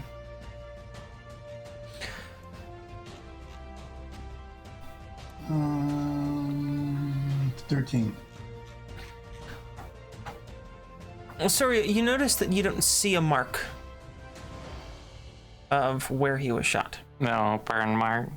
No burn mark or anything like that. With that, it is now your turn, Soria. Well, I was going to charge Larry as an elk, but given the situation right in front of me, I'm going to, as a free action, drop my elk form. Can I throw sand over or put out the fire with a bonus action, or is that a full action? I would say that Based that's on a size. fairly complex action. I would say that given your antlers, you could probably accomplish that. As with an elk? Yes, as an elk, you have antlers. I'm assuming you gave yourself antlers. You could probably cover him with sand. It would take your action to do that, but you could probably accomplish that within one turn, given the volume of sand that you would be capable of moving Because with. this ogre is dying, right? Yes, that ogre is dying, and it has not looking good. I'm going to instead, just to make sure, okay. Quick assessment on this ogre, just from being trained in medical stuff. Sure. If the fire is put out, would he be stable or would he be dead? Would he still be dying? He would still be in not great shape. Like risk of death. Make a medicine check. Okay. 12. You haven't been paying close enough attention to the wounds that he's sustained to know whether or not dousing the flames would save his life, but you know that it wouldn't hurt. Yes, the fire is the part that hurts. You know, he's definitely going to die if that fire isn't extinguished. All right, then There's a chance he could live. I'll take my turn action using my antlers to douse the flames with sand.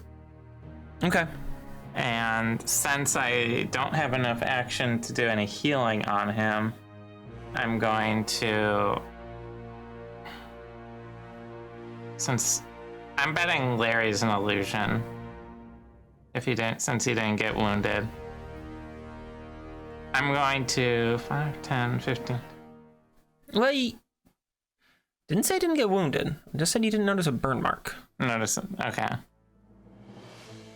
I am going to, since I'm an elk, charge 50 feet right up into his face. Okay. I can't attack though. Okay. Then that brings us to 9s, unless there's another action you got up your sleeve. Actually, can I take that back? I want Sure. to hold on to my movement. All right, I'm done. Okay, sure. Now it's 9 turn. I'm just gonna walk towards Larry. Sure.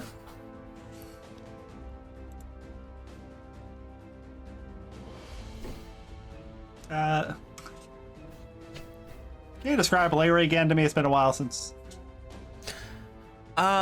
He's an elf. He wears a business suit. Unlike the figure that's down there, he does not, in fact, have a bow. He's got kind of slicked back, pomade-covered hair. And it goes into a ponytail. Excellent. So he's that 90s big shot record deal type character. If cars existed in this universe, He would sell a lot of imaginary ones. he would have a CD player in it and tell everybody. Wow. Like that time I had a CD changer in my trunk and I bragged about it. It's like that. Yeah, if I wanted to change CDs, I had to stop, pop the back of my car.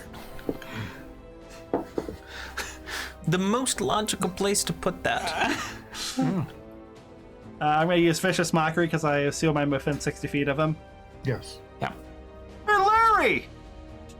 He looks up. Nice suit! Did your mom buy it for you?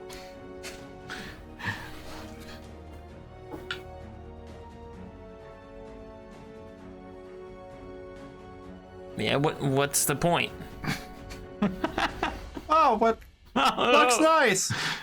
Take some psychic damage.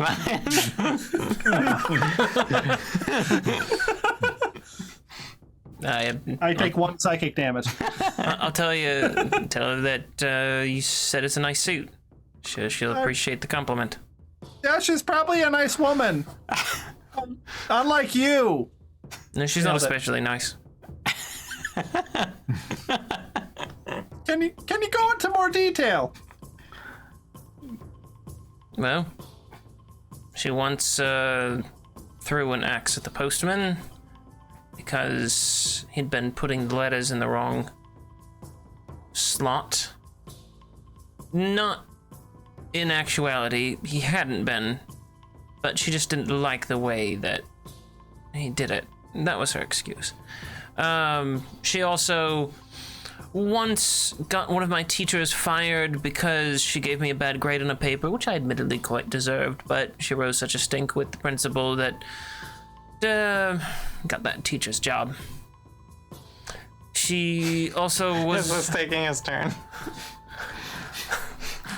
He just kind of keeps talking about, like, not like violent things. Throwing an axe at a postman's not violent. She didn't aim at him. Oh, okay. You know, and this If is you not walked into it, violent that would've been his for fault. someone who just sent 4 ogres to kill you.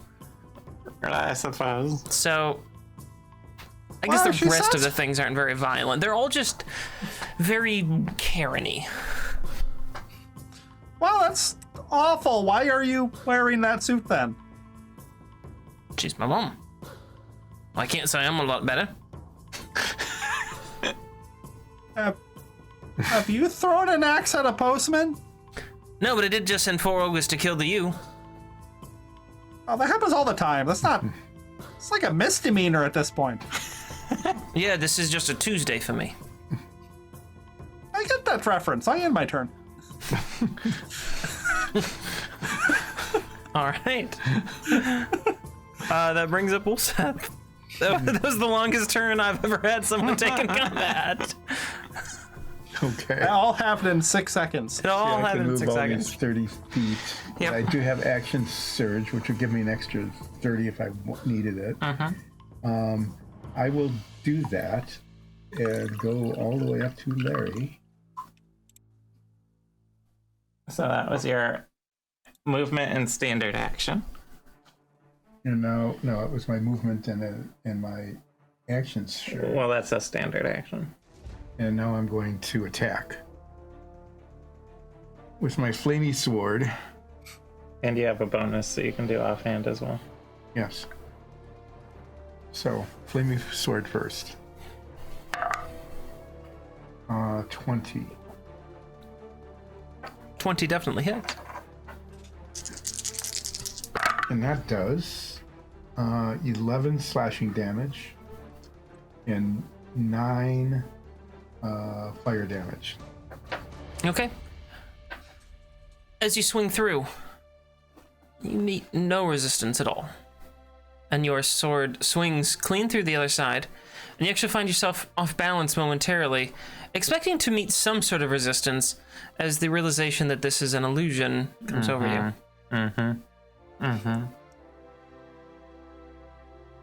I don't actually have time to be here to kill you. I'm a very busy manager. So, you know, I'm sure you understand. No! Well, everybody, I can confirm for sure that this is an illusion. Put your hand through his head and, like, give him bunny ears.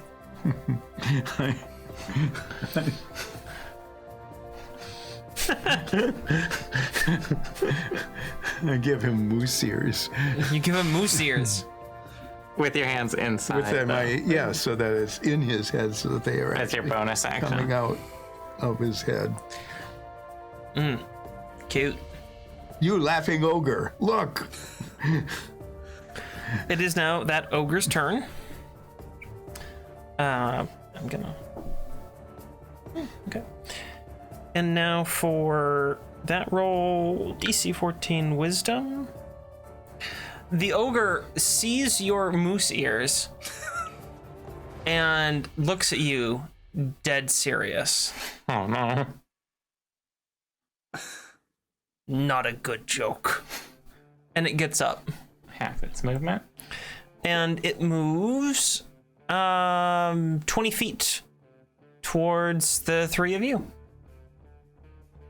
And that's all it can do.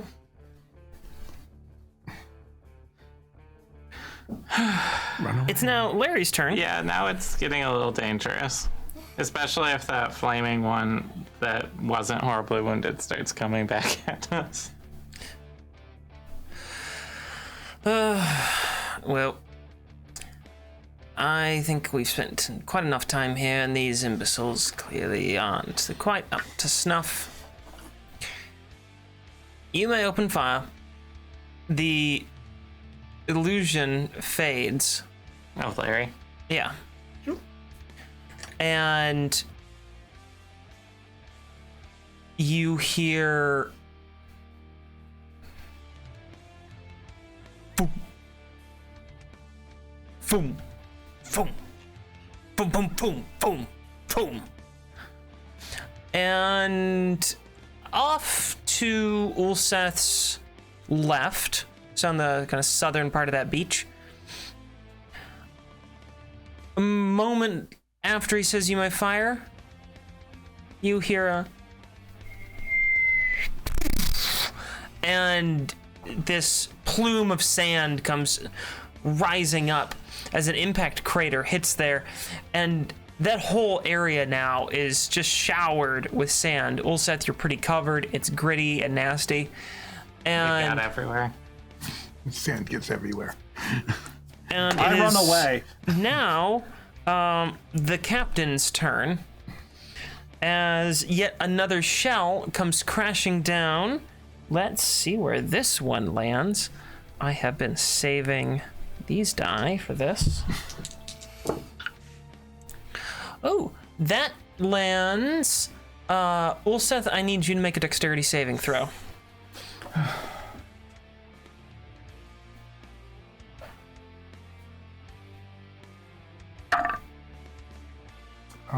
20. Okay. Thank you, Don. You hear the, and you dive just in time as this crater appears behind you, and you take 1 damage from this impact. Good dodging.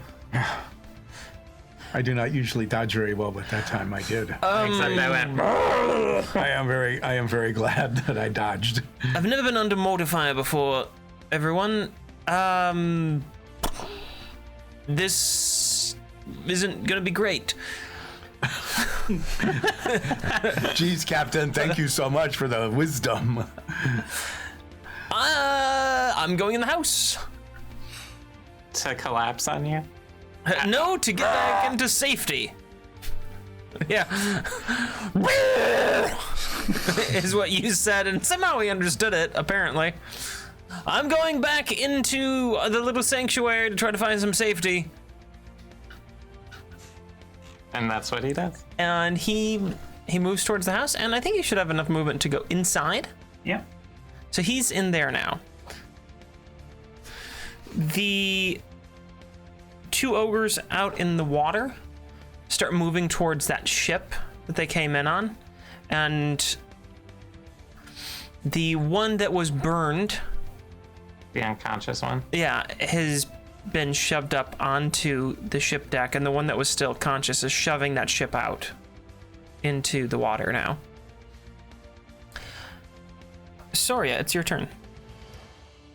What can I see quick what the demeanor of the standing ogre is? Does he look like he's still getting ready to attack us?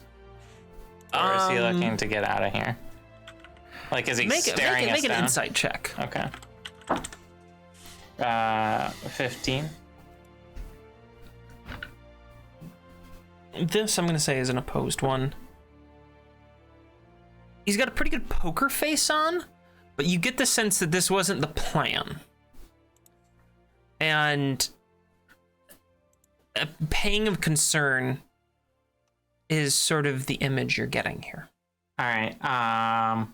And this guy on the ground's unconscious and wounded and right in the area of mortar fire. I'm going to, as my elk form, reach down and grab his leg, his pants, with my mouth and just try and pull him inland. Okay. Make a strength check. Elk strength. 15. You're able to drag him, and now I need you to make I need you to make 2 saving throws. Okay. 1 strength, 1 dexterity. All right. Roll the strength first. The strength is a 7. Okay. And the dexterity? 9. Yes. You take 5 damage from an incoming mortar that lands right next to you, and you're knocked over to your side. Your ogre was less fortunate in this and is now missing a leg. You can see that he's still breathing. Sorry, I ate the leg. Can I drag him with my movement now? Yeah, you can. All right. You made the strength check to do that, so. All Does Wait, loosen the leg make it so it- the check is lower? Is it like half speed or what? I'll say it's half speed. So you can move, 25 feet? Yeah. If I remember elk movement? So I like get just up next to his buddy, basically. But elks move 50 normally. Yeah. So I'm just using all my big elk strength to drag this. Luckily, I'm like the same size category as this guy. Yeah, I'm seeing where, okay, you've dragged him back there. All right. Nines. It's your turn. I would like to turn towards the other ogre and try to persuade it to help Soria. Okay, go ahead. Hey, ogre! I think your buddies are trying to blow you up. So, if you don't want to blow up and you don't want your buddy to blow up, you should probably help, the elk carrying him. Is that a 14 wisdom or 14? No, It's a well, I'm just doing a persuasion skill check. He's you're not doing it. suggesting. Oh, I thought you were doing suggestion. Okay. No, I feel like Persuasion. he doesn't need. Non-magical suggestion. Yeah, I don't think he see. needs a magical solution for this since we're currently under fire. All right. Go ahead and make your persuasion check. Nat 20, baby! 26. Okay. You seem to have really struck a chord with this Because I'm a bard. with this ogre. It looks over and we'll see what it does when it gets to its turn. I don't I'm know. going to use my movement and Run into the house. run in with my feline agility. So Okay. I can get 120 feet towards safety. Are you going where the captain went or back? Captain and diving into something that has cover. So you're going in the house. And Yes. through the tunnel, All right. probably.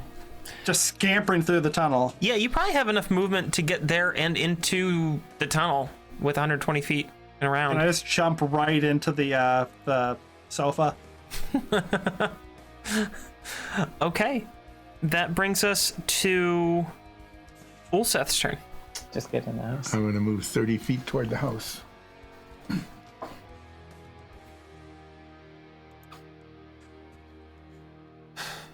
and duck and cover. Okay. Do you want to use your standard action to keep running? Oh, you're still out there. I'll be okay. As a shell harmlessly lands kind of on the other side of the rock from where you guys are. Over here. Yeah. Yep, it impacts, shoots a bunch of dirt up, makes a big thud. And that brings us to the ogre's turn that you persuaded, Nines. And it picks up kind of the shoulder of its buddy and gives you a little tap, just like a little 2-tap little thing on your shoulder. Bite his arm. And picks his friend up and then kind of pulls him towards the water. Okay. They're both moving towards the ship. All right. Do you want to oppose this action? No. Okay. Then it's going to take its... Since you already got his friend a little bit supported, I know you're kind of dragging, but got him there. He's going to be able to move not quite half speed. He's going to move 60 feet.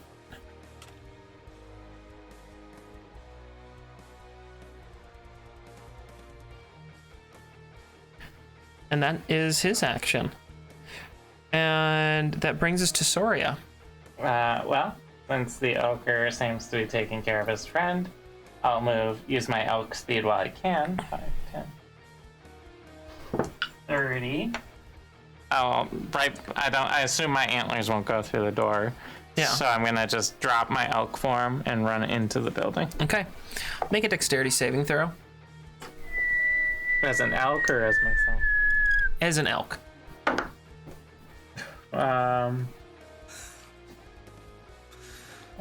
I don't have like any dex. 6.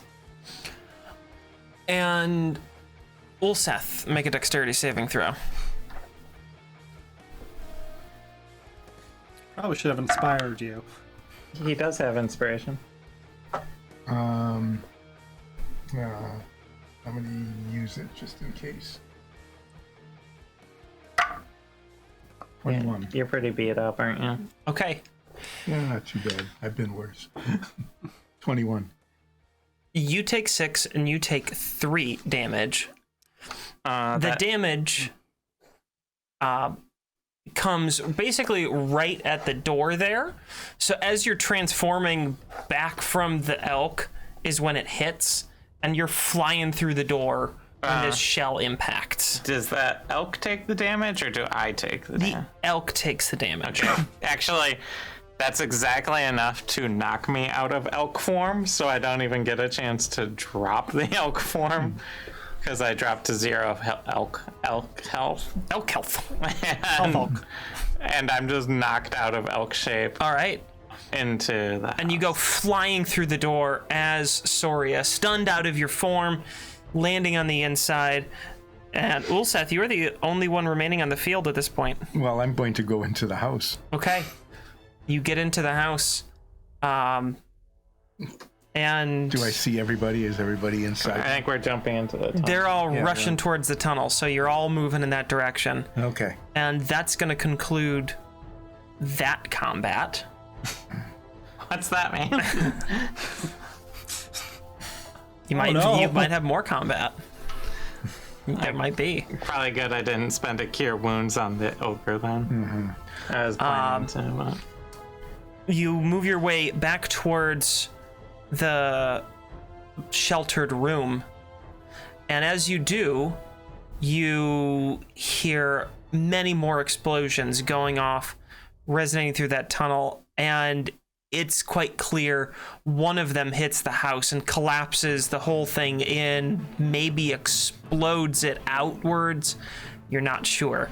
There's a bunch of dust that's rising up from the trap door that you closed behind you, and it's not a good sound that you're hearing. We should apologize to the spiders for messing up their place. apologize to the We're not spiders. dropping mortars on here. I know, but we brought the mortars. And that is where we're going to take a little bit of a break. We've been going for a while. That combat is done. And we're going to pick the action up when we return to see what has happened with our party's plan. See you guys soon.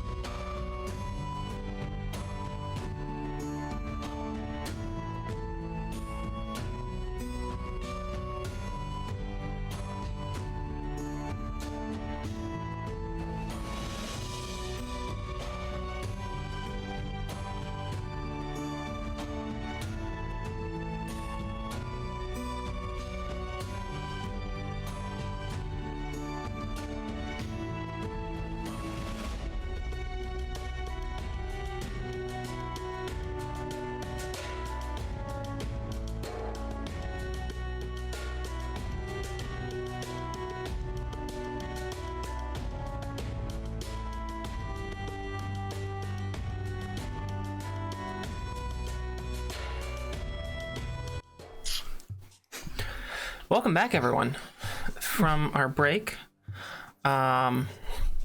Oh, we're not. Oh, we weren't on camera. You swapped us over. Yeah. Do embarrassing things before I swap the camera over. You guys do that so much when the camera's not on you. When we left off, you just escaped from an attack by 4 ogres.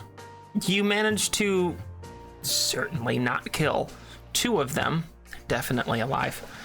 And 2 of them you managed to, in one way or another, convince to drag their comrades back to safety just before they started to shell you. Mm-hmm.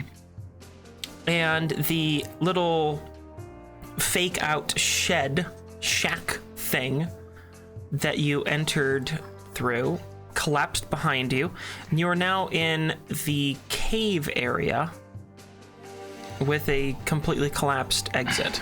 I'm gonna pull the conch out of my back because they shelled us. Just kidding. Are they still shelling us? You still hear the thuds going on outside. Okay.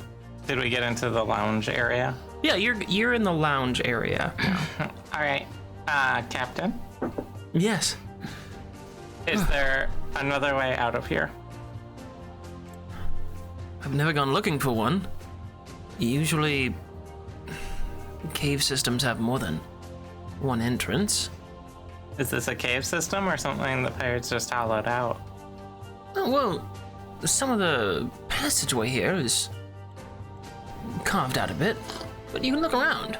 And he kind of gestures up to the ceiling, which is clearly a part of a cave. It's not, you don't see signs of mining. I don't see any signs of a disco ball. I don't see any signs of mining either. I guess that too. I do not see any signs at all. They should put signs up. At least some small labels. That stalactite is pretty low hanging. Someone as tall as Olseth could hit their head on it if they didn't put a sign on it. Well, the last time I saw a sign, it got vandalized. I'll put that up right away. So you who are our captain, Yes. is this a safe location while we are being shelled? I am asking because it would be very helpful if we had a short rest. Well, I don't know how long they're going to keep that shelling up. And if they come looking for us, well, I have a feeling they're going to know where to look. And no one's ever heard of a cave caving in before, so. Well, if they come looking for us, then they would have to open the passageway that we are fretting about. That would be one way to get out. Yes, into the arms of a whole bevy of enemies. I would like to just start looking around for an alternate way out of here. Sure. If I don't see anything obvious, I'll look behind like furniture and stuff. All right. Why don't you make an investigation check? Guidance. Okay. Investigation. 13. You look around and you notice without too much difficulty that one bookcase has been placed over some sort of passage. And looks like it wasn't chosen to really necessarily cover or disguise this passageway, more as a just kind of finishing the room sense. They just didn't want the hole there. Are there any books on it, like How to Escape? A complete guide to passages and tunnels, things No, like that? much like the other books in these bookshelves, it's, novels from all over the place. Just like tawdry young adult novels, mostly. How much smut is in there? How much dwarven smut is in there? Surprisingly little. How much of it's crab related? Also surprisingly little. Huh. And how much of it has to do with fervent tech?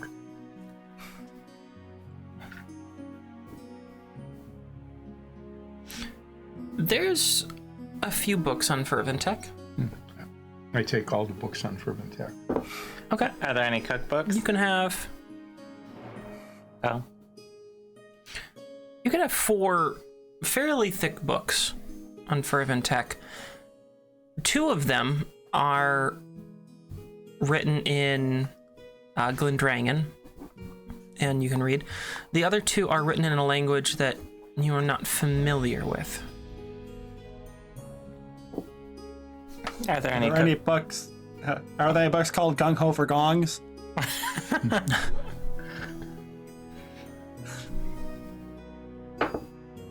No. Are there any cookbooks? Pirate cookbooks? Sure. Souffles at sea, things Sure. like that. I'll just shove them all in my bag holding however many there are. Okay. You gain 43 books. 43 cookbooks. They were doing a lot of cooking. Are they all part of one series? Nope, just a bunch of different things from all over the world that you recognize as cookbooks. Just like Some you can read, some you can't. culinary corsairs, cooking for cutthroats. Mm-hmm. Pizza pirate. That one's a good one. You know, I would say under normal circumstances that we should probably leave those for the next people to come by. Not thinking that we're This is gonna... a pirate den. What's wrong with you? Also, can you move this bookshelf now that I've taken all the books off of it? Let's take everything that's not magically enchanted down. I moved the bookshelf away from the hole. I take the disco ball. Okay. The bookshelf is moved. There is no disco ball. Oh, How did my... Oh wait, I was an elk, so my boulette egg should be okay. What did you say? My boulette egg should be okay because I was an elk when I was hit by that mortar shell. Is it? Oh look. Okay. Make an investigation check. Guidance? Not animal handling? It's not really an animal yet. Well, I know, but it's like all things else. 21. And you're really looking for, like, small details. That's true. Is what I'm going on here. 21. There's some scuff marks, but the egg seems to be really quite tough. Okay. And how long have you been carrying that thing? Months. How long does it take a boulette to hatch? No clue. Alright. Is it gonna kill us when it hatches? Yeah, let's go. Yeah, how long have you had that? It took you a month to travel, and North then Pole. that was basically immediately after you got the egg. It was a couple days after that, so you've had month travel, and then probably had about 2 months now. 2 months, yeah. That's a couple. That's a couple months, yeah. that was very Sorry, I'm precise. Yeah, thank you. I've been practicing. Or as they say in the Midwest, a couple 3. Let's go down the tunnel. Yeah, we follow the tunnel. You head down the tunnel for a ways. It clearly hasn't had a whole lot of foot traffic. The floor is slippery. It's covered in some sort of algae slime. Ulseth, this is something that you're pretty familiar with from where you grew up. And it's hard to walk on. You need to be careful with your footing. The air is a bit stale, smells slightly of mildew, but not as much as you're used to in these sort of wet areas. The seawater must be helping keep that down. You go down these tunnels. They're about as dark as you can get, although every once in a while, a little bit of light through some sort of pinprick hole above or to your side lets just one little beam of sunlight in. As you pass down this hallway, it twists and turns, navigating back hundreds of feet and hundreds of feet more. And eventually, you come to a junction. And you can turn down one of these two paths. Of course, One. there would be a junction. One that meanders sort of off to the left, and the other that continues vaguely straight ahead. In the twisting manner that these hollowed out caves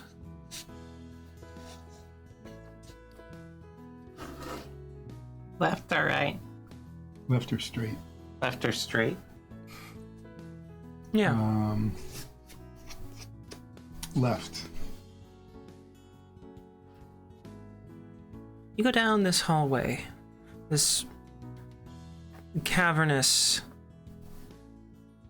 It's about 50 feet tall, very narrow, only a couple feet wide. You have to sort of shimmy your way down this bit, and there's drops of water coming from high above you. And you can see some grasses growing overhead that cover just the narrowest slit of an opening, far, far above. As you inch your way down this path, it goes maybe 50, 60 feet. It opens up into a room. A room that's sort of like a rounded square in its shape. And there's cobwebs dangling down from stalactites. And between structures of the wall, you see very large webs. We've encountered things like this before. Do we want to go through the giant spider room or back? Nines on your feet. You can feel just a little scurrying as the tiniest of legs go skittering across tops of your toes. Ugh. Wait, Sorry, I don't want to be in here anymore. but we were in heist to the other spiders. Maybe they spread the word. Ugh. We can always come back. All right, let's Let back. us go back. Find out if they spread the word. You're like, let's go try the other path. Let's go down the other path. Let's go down the other path. Spiders are only good when they're big. I like you get one room into that and you're just nope. You nope the hell out of there. I'd rather not be covered in spiders. But you're gonna be covered in spiders. I know it. You just knew it. So You head back down to that junction. as we head down this hall, I noticed that there is grass growing above us, so there is an opening above this very narrow thing. A tiny slit, yeah. Yeah. Is this something that you would be able to climb up to check out? I Could you mean, carry a rope up there, tie it to something, and let us climb out? I could carry a rope. I'm just gonna look up, like, how wide is this gap in the roof? Like, Inches. I don't think you're gonna slide through inches. Oh, It's just the scene I'm trying to paint for you is a crevice that's very narrow at the top, letting just the faintest glimmer of light down into this. I mean, I could get Passageway. out as a spider on my own. I just don't think I'm gonna carry a rope as a spider or carry you up. let us go back to the junction and then turn left, which was originally straight. Yeah. The Okay. other tunnel. You head back down that other path. And as it winds, you see that this area, unlike some of the other pathways, has been hewn out a bit more. There are tool marks on the walls, and the edges of this passageway seem more squared. This looks to have been worked. You travel about 30 feet down this way. You come to a door set into stone frame. Probably part of the pirate thing, right? Can I check for traps? Is that a thing I can even do? I mean, anyone can check for traps. Sure, you can make an investigation check. Guidance, and I will assist you. Which does that mean I get an advantage? Yes.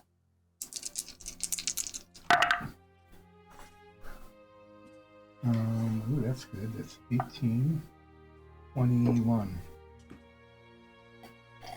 You don't notice any traps. I think this door might not be trapped. Was it It is locked? not a trap door. Is it locked? Is it locked? Do you want to try jiggling it and try to I open want it? to see. Yes. I want to open. Jiggle! Jiggle! Jiggle. I'm jiggling the door. I'm trying to open the door. It seems like there might be a fairly rudimentary lock on it. Ooh. It jostles back and forth, but you can move the handle. Sorry, there seems to be a very poorly designed lock on this door. Perhaps it is something you could open. As the only trained ne'er-do-well here, actually looking at the captain, Uh-huh. I will attempt to pick this lock. Okay. Go ahead and Guidance. yeah. Basically, it's just a dexterity check. Yeah. 12. As you bring the tools to the knob, you notice that there is nothing to insert the tools into to try to pick a lock. And then you see off to the side, in the slit between the door and its frame, there is a bar that crosses it. A very large one. You take one of the longer tools that you have in your lockpicking kit, and move it up. And it falls down to the other side and swings.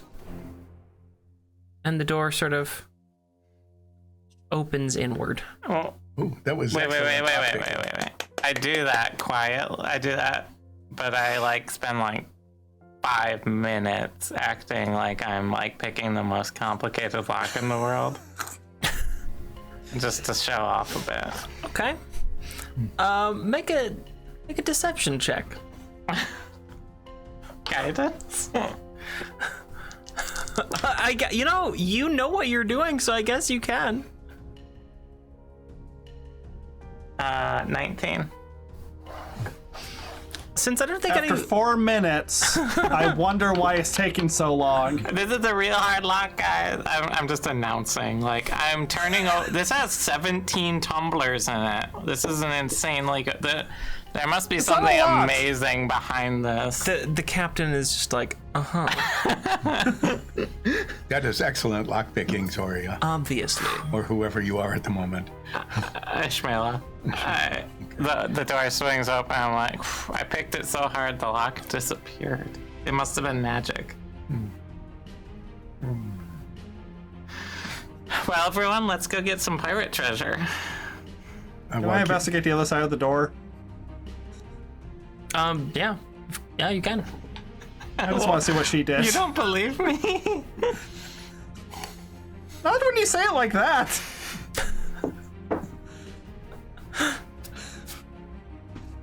It does an investigation. It's a look around the backside of the door and see a bar laying there.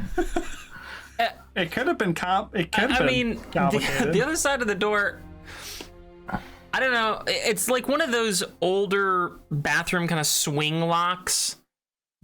Not Or the like a- slide mechanism. Like the little hook that but goes with in. the one that's on a central pivot and you slide it over, you spin it up on top. It's basically that, just for a larger door. It's pretty much just a hook. That's Yeah. Took you 5 minutes to do that? No, there was a different lock. It was worked into the stone. You have to have really keen senses to even know it's there. Oh, I actually don't believe that. I thought I was gonna roll a 3 and just believe that. I look around the room. Yeah, we should maybe check the room. I like that you guys have been just on this, haven't looked in the room. My super night vision goggles that make me see 120 feet. Are they heavy? Sure. That means they're expensive. Yeah. They were expensive. As you turn on your Jurassic Park style night vision goggles,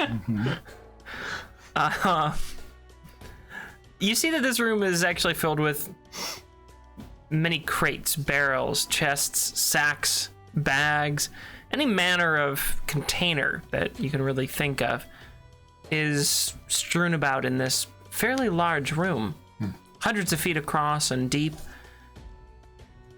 It seems to have been some sort of maybe warehouse or storage facility. I swear to God, these are full of spider eggs. I'm going to be so angry. I look around to see They're if full of there's another spider way eggs. out. We can raise an army/family. Yeah, it takes you a little bit because you have to walk into the room and Walk around. about 30 feet ahead, and then weaving between a couple of piles and things, you see that there is another door that has a similar latching mechanism on it, and that seems to be another passage that you could continue down. Just like straight ahead, straight through the room, or off to the side. Yeah. It's you're kind of disoriented. Yeah. It's as you've had 2 woven your way concussions. through this maze of container bramble, And we can't see the other side if it's hundreds. and you can't see the other side of this, so you have no perception of where one door is to the other. You just have, this is the path, and I know this is kind of the way you go, and you think that that door, in comparison to the first one, is off somewhere to the left of that one. I mean, you can see the second door. You know your pathway back. Is this the only door? That you can see? Yeah. You've been looking around the room for about 10 minutes or so, and you haven't found another door out. I'd like to be searching through the crates while he's looking just to see what's in here. Okay. Make a perception check. Guidance. Since you're just sort of like casually glancing over things and 25. it doesn't take you long to figure out that most of these crates are empty or now filled with dust from whatever was in there at one point. But there is one box that looks to be in fairly good condition. And Like a box or like a big old crate?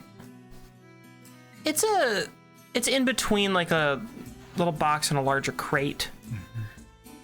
And it has the seal of a well-known Navinian winery that you've actually seen before on the Voices ship. In all these bottles I have. Yes. I will open the crate. There's several bottles of wine. It looks like most of them had, at this point, dried out. But there's one that was particularly well corked and sealed and is still containing liquid. I'll take it. Okay. You may add fine wine bottle to your inventory. And so that I don't have to come back to this later, it is worth 100 gold. Great. That's an expensive bottle. Yeah, it really is. It's a very nice wine. So, Better than Chateau de crab. in alcohol. I forgot what you call that Chateau de vineyard. ethanol. That's enough. Yes. Chateau d'Ethanol. I have found another way out. I have unlocked the door. It was very complicated. It took me 5 minutes. I'm surrounded by the masters of unlocking. Ulseth goes up to it, stares at it for 4 minutes, 58 seconds. Well, there was nothing else to do while they were looking around the room. Took me 5 minutes. So what's on the other side of the door? On the other side of the door, it opens back up into a passageway. This cave spills out in front of you again. Continues on for a ways outside of your field of vision.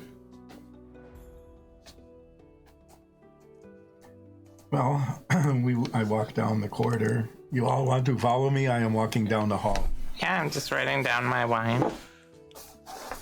You took quite a few notes, it seemed like. Are you making little character references on the wine bottle? No. I was just curious. Pirate wine? I was marketing how much it's worth. I see. Also, lead the way. Okay. I lead the way. Would you like me to light a lantern? Why don't you just use your sword? We all have dark vision. Mm-hmm. It might be safer to stay in the dark. You're good, right, Captain? Well, I can't so much see in the dark as you three apparently can, but as long as I have my hand on someone's back, it's easy enough for me to follow. Okay. Okay. I walk down the corridor, looking out 120 feet ahead. All right. Not long after you leave that doorway, you start to see on your right there is a passageway that you can take. And then a little further beyond that, maybe another 30 feet or so, there's a passageway on your left that you could take. So you have a couple options. And it seems going? the hallway kind of keeps going after that, but it's just beyond your sight right now. Keep going down the hallway. You continue on past your possible diversion to the right. And you continue on past your diversion to the left. This hallway continues on, stretching out maybe 130, 140 feet ahead. And it opens up into a small chamber. Maybe about 100 feet across. And there's several passages. One that continues on to the right from where you enter the room, almost at a 90-degree angle from the passageway you came in. And then, about 30 feet beyond that, there is another passageway that also continues down to the right, but seems to be distinct from that first one. And then another 60 or so feet beyond that, there's a passageway over on the farther wall. It goes out to the opposite direction, towards the left from your orientation. This area,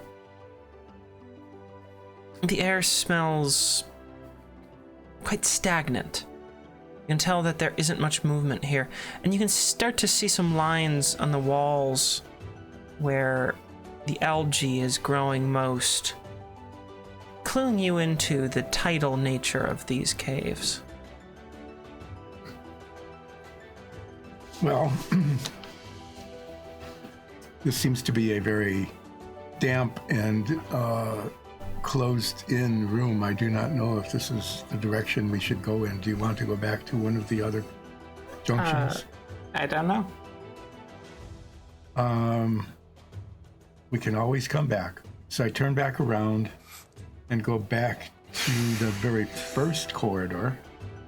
Okay, you can continue. The one that You go several hundred yards back down the hall. feet, whatever, yes. The passage is on the right and then the passage is on the left in this direction. So take that one that was just outside of the junk room. The very first one, Yeah, the one that went to the right originally. and is now left. Okay. You travel down this passageway for 30 or 40 feet, and it opens up into a room that's absolutely massive.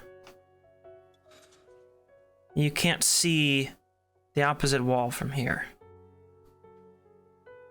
You can see some walls on your left and right that continue on, and it fades into darkness, with the occasional beam of sunlight coming down from the ceiling, where there's some opening to the outside world that illuminates center parts of this truly enormous chamber.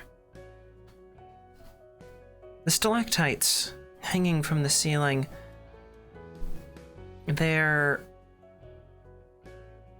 this sort of mix of white and gray, light blue, some are green. There's hundreds of them hanging from above. They're all quite thin. They don't have the formation that in your adventures become familiar with. They seem slightly different here. And there's a little bit of dust that's falling through the air that you can see in the sunbeams. You can also taste the salt in this room. It's pretty. Mm-hmm. Are any of the openings large enough to get through? Yeah, I mean, there's plenty of passageways through here. I think he meant in the roof. Oh, I mean, the roof is like 200 feet above you. Mm-hmm. Are any of them big enough to get through?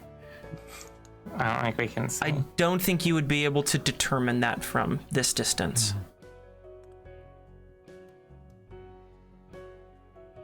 You know, if we wanted to use some light, you could use your sword. For the captain. Yeah, or I could just light a lantern. Yeah. The sword is... Or you could stab a lantern with your sword. Do we want to keep going through here? Okay, I pull out my flamey sword so that the captain can see in the light. All right. You have your flame sword out. Basically walking around with the lightsaber. Mm-hmm. Yeah. Yeah, hoping that we don't go into a room full of combustible gas. Do we want to go through here, or do you want to go back to one of the other tunnels? Well, let's see if there's another way out. All right. Okay. So let's make our way through the room toward the invisible opposite side. In which direction? You come in, and there's a wall to your right, and that continues on. Basically straight ahead out into a point where you can't see it anymore. And then the wall to the left curves off to the left and opens up into the larger room. You get the idea that this is probably the outer wall to your right as you enter, since you can see it continuing roughly on the same line. Why don't we just follow until you can no longer see? We follow the right wall. Okay. You cross this room 300, 400, 500 feet across. You continue far enough where you can't see where you entered either. After keep the right wall to the right so I can still see the wall. Yeah. After quite a few hundred feet of doing this, you reach another passageway. And you see the opposite wall from whence you entered. Over on your left side. And this passageway continues sort of rightward away from this room.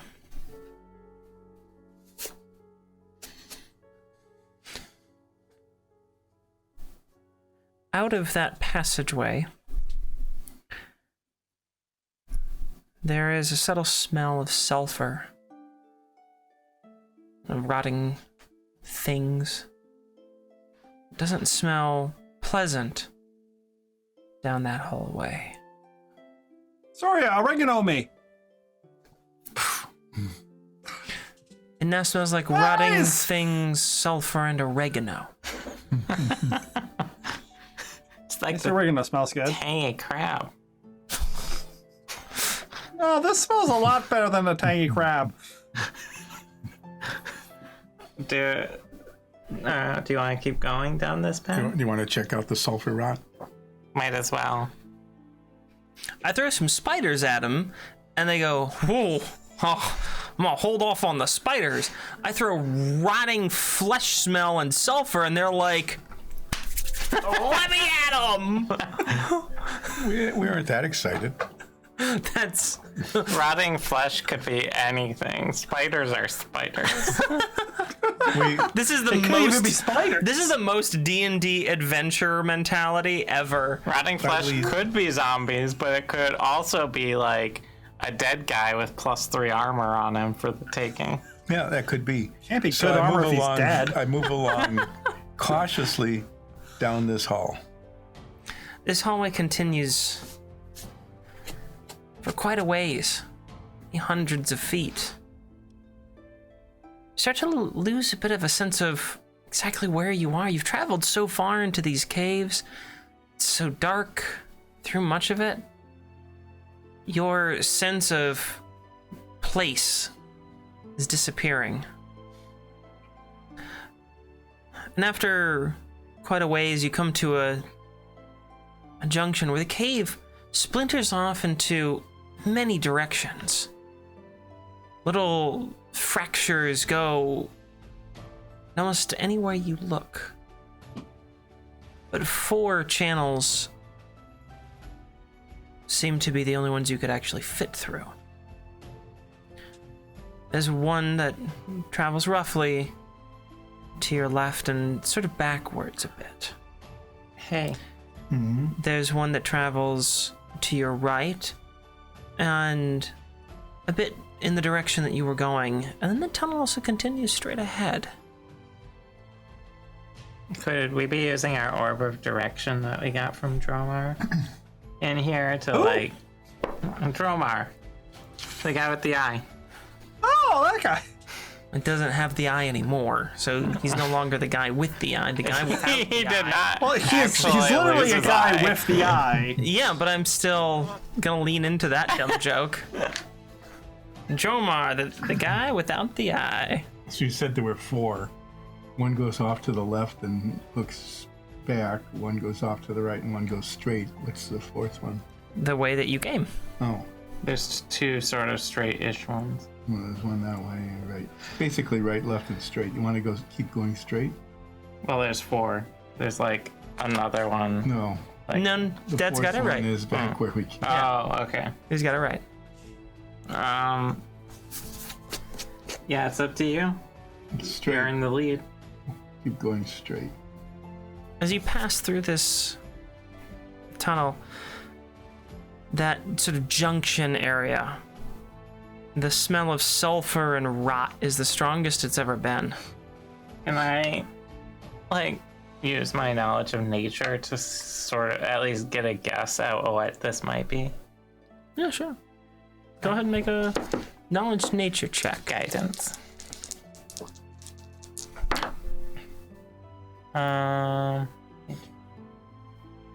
14. Your experiences thus far in your travels.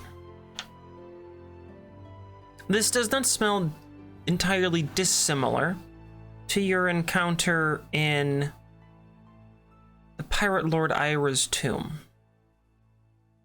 when you fought all those skeletons. So it's sort of undeady. Yeah. And after passing through that junction, you can smell the shift as you're now going away from that smell. It becomes less with each foot that you travel down that pathway. I think that might have been an undead sort of scent. Oh. Well, we appear to have possibly passed it, which Yeah. is a good thing. I guess we will continue on this pathway away from the stink. The passageway twists and turns and winds back and forth. This is a lower area. You can feel yourself descending a little bit, and the walls start to have that tidal line rising up higher and higher on it the lower your elevation gets.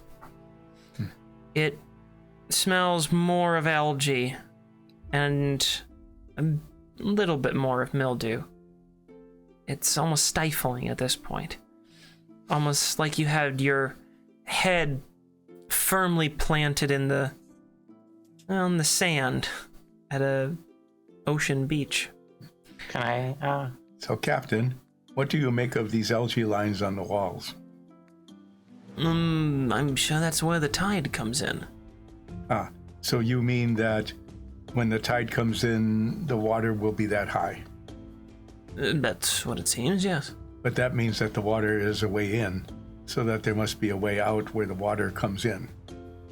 Well, yes, water has a way in. Water can go through many tiny cracks, many little pores. just seep through sand? Exactly. It doesn't necessarily need a large cavernous opening that would fit, say, I don't know, a humanoid creature of between 5 and 7 feet tall. Oh, Seth, will you be like water? Can I scrape a bunch of algae into one of my bottles? Yeah, sure. You now have an algae bottle. I'll try and get wet water in there too, so it has something. After quite a ways down this passageway, twisting and turning, I guess maybe you've gone 200 yards or so. You come to another junction room. The walls are smoother here. So the tidal line is higher. There's less jagged elements to the rocks. The floors are becoming more and more slippery the longer you go. And in this room, you have 3 choices that you can make. You can continue further down this hallway. You can take a sharp turn on your left side that would almost take you back in the direction that you came into this room. And you can make a left turn down a different passageway that would take you continuing roughly away from where you had been here. So continuing almost on the same path. Do any of these look like they go up? None of them have any signs that they go upward. So you who are captain, Yes. how long do you believe that we have before we are flooded out by the tide? Well, it takes quite a few hours for the tide to go in and out. The tide was just about at its lowest when we entered here, so I think we're safe for 4 or 5 hours. Maybe 6 before it starts rising again. At least rising in a way that will be really damaging. Any ideas? There's like 15 tunnels we haven't gone down. Well, there's a lot of tunnels we haven't gone down. I do not think it is a good thing to be below the tide line. You want to backtrack and go talk to some spiders? I think this is one of these things where if we turned left and then left again, we would have come out. But now we're just spending the better part of 6 years wandering around in the cave. Well, We take the next right. we can push on and then... I mean, I know it was weeks ago that we actually did the labyrinth for the Halloween special we recorded. But for the people watching this, that was just last week. This is gonna feel for them like Like we're really Like a good at getting through labyrinths. I appreciated your very creative solution to leave that labyrinth. Well, we haven't had that opportunity here. I want to take the path that curves back the way we came. It goes left and swings back. Okay. You follow this path, and it stays roughly at the same level, maybe going down a little bit further. You can't tell for sure, but that tidal line seems to be creeping up just a bit more. after 200 or so feet down this path, you come to a junction. It's a T-junction. You can either go left or right. And it's weirdly square for nature, but you don't see any signs of tool work. Do we smell any sulfur or rot? No, it's back to just an algal smell. And sort of wet. Let's go right. Go to the right. And not very long after you look down that hall, you see that there is a channel you can take that goes to the left. You can also continue forward down this path. Forward or left? Those are our choices. Well, we can always go talk to spiders. Yeah, it's a long walk, but we could do that. Let's go straight. The cave continues to twist and wind, dodging back and forth. You're making all sorts of turns. You've almost lost your sense of direction at this point. You come back around to the junction where you can continue on this path there once more. Take a turn to your left.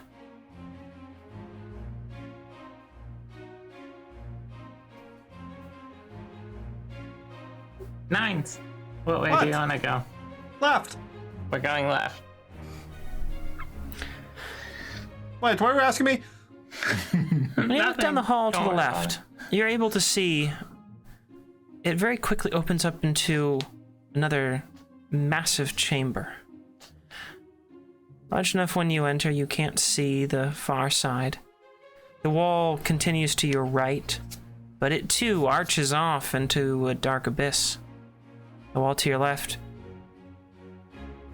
arches harsh, almost 90 degrees, and continues on into a dark abyss.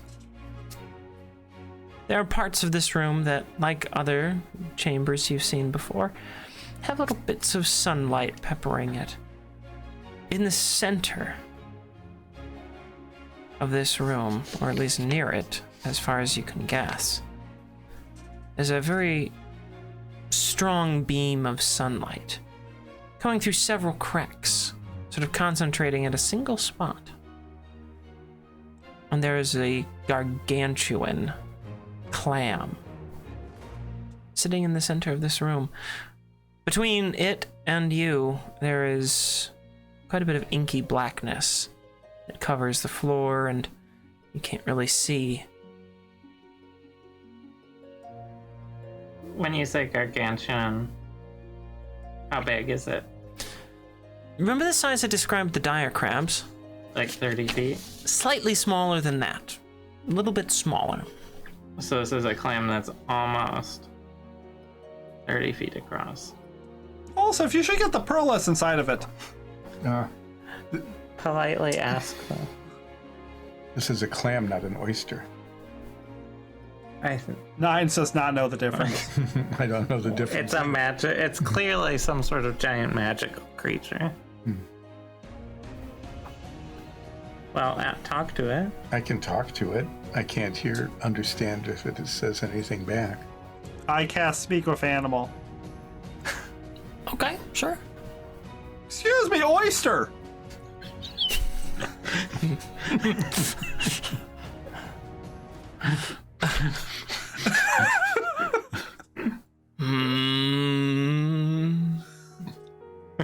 Never thought you'd be voicing a 30-foot wide clam, did you?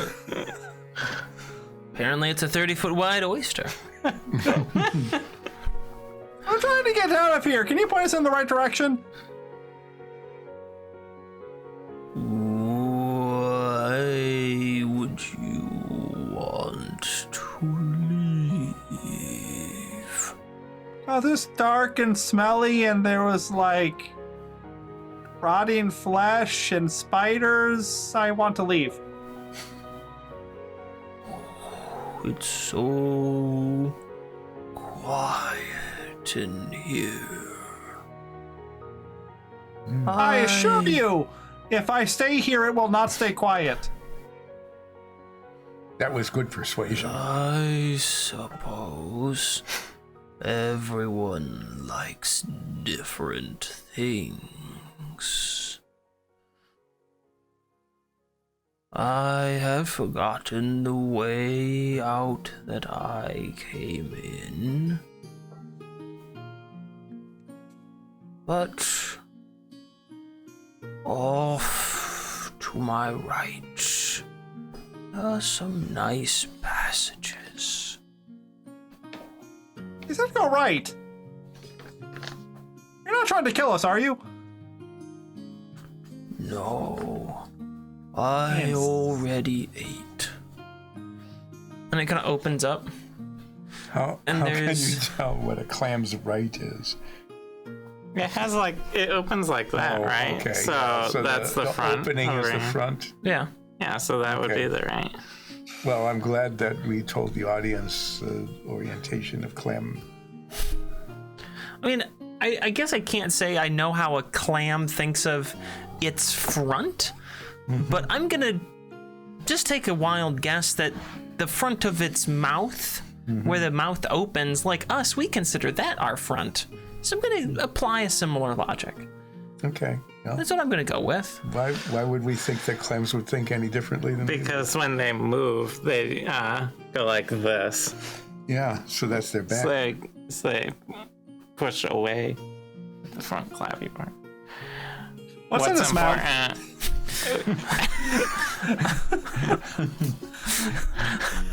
I mean, we can keep debating if we want to debate No. What's in clam its mouth? positioning. What's we in its can. mouth? That you see some remnants of what's clearly a spelunker of some sort.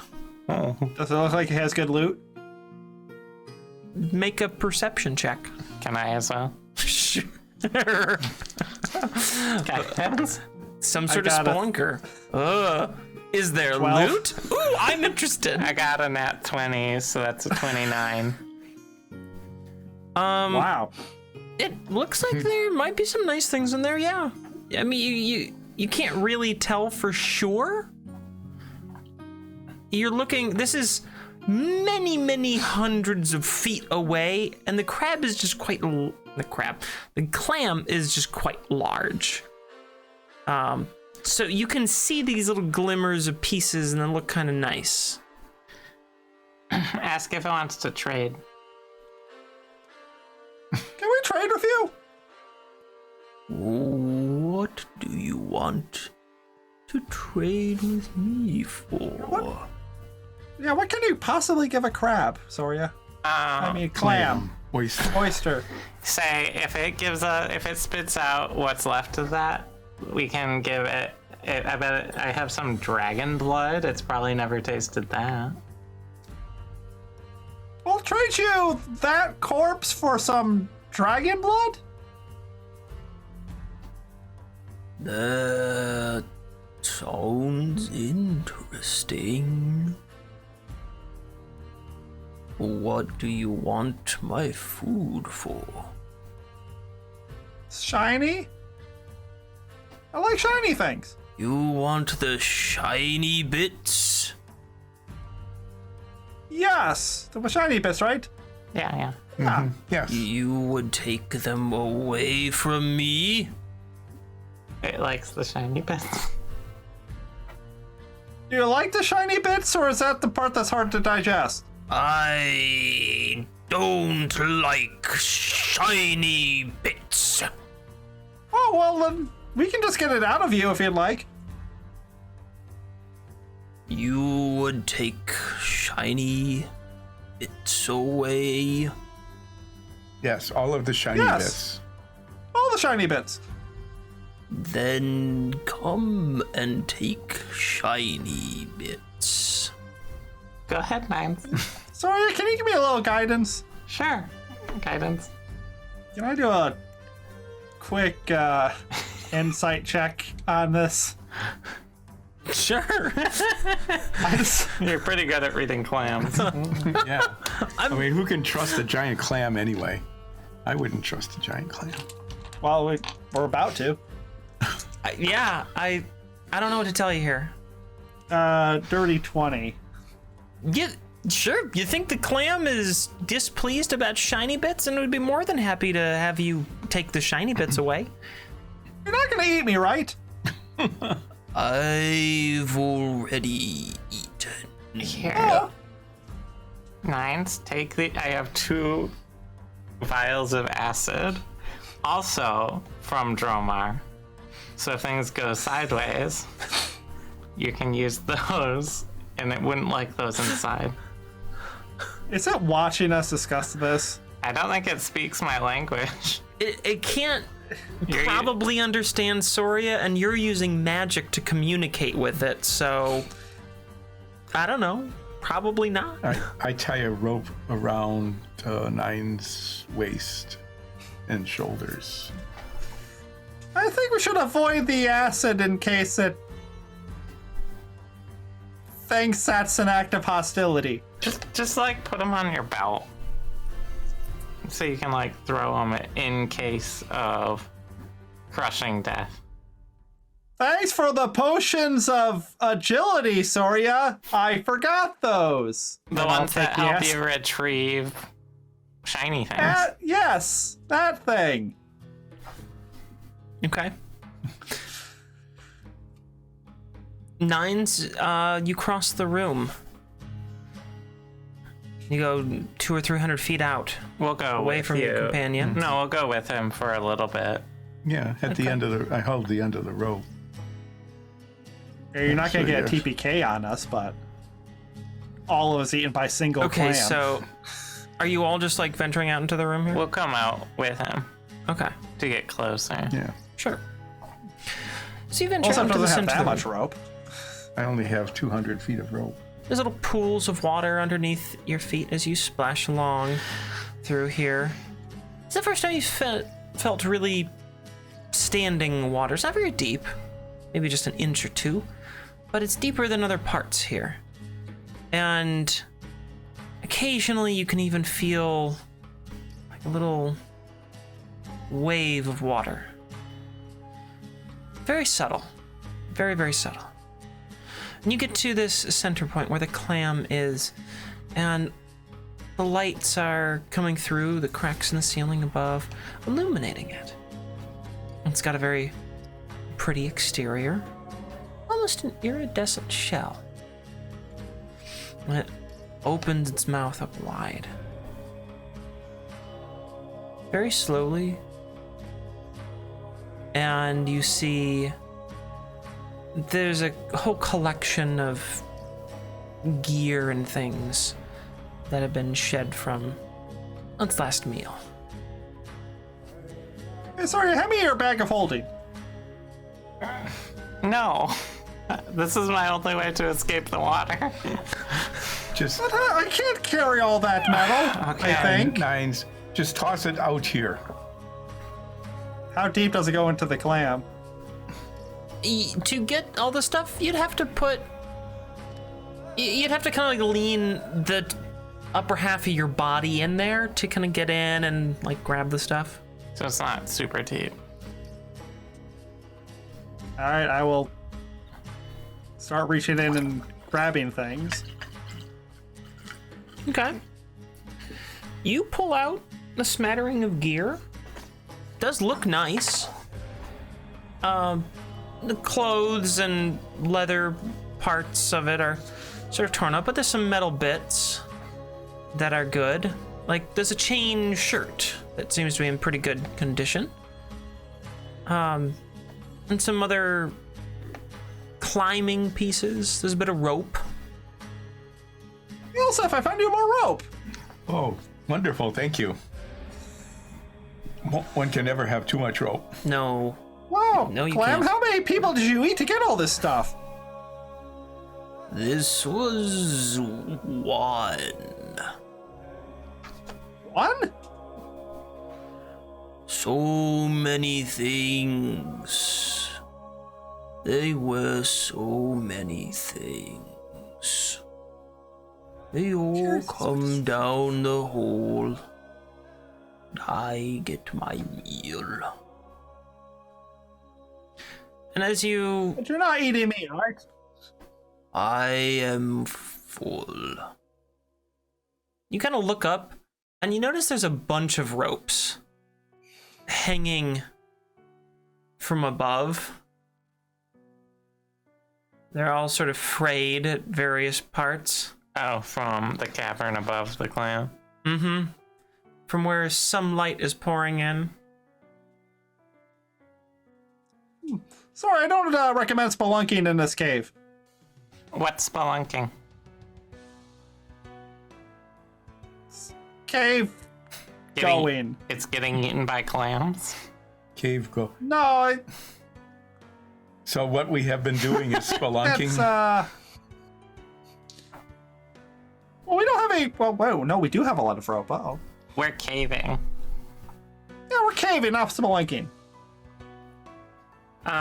We are getting lost in the cave. Thank Yes, you. that is true. For taking the shiny bits.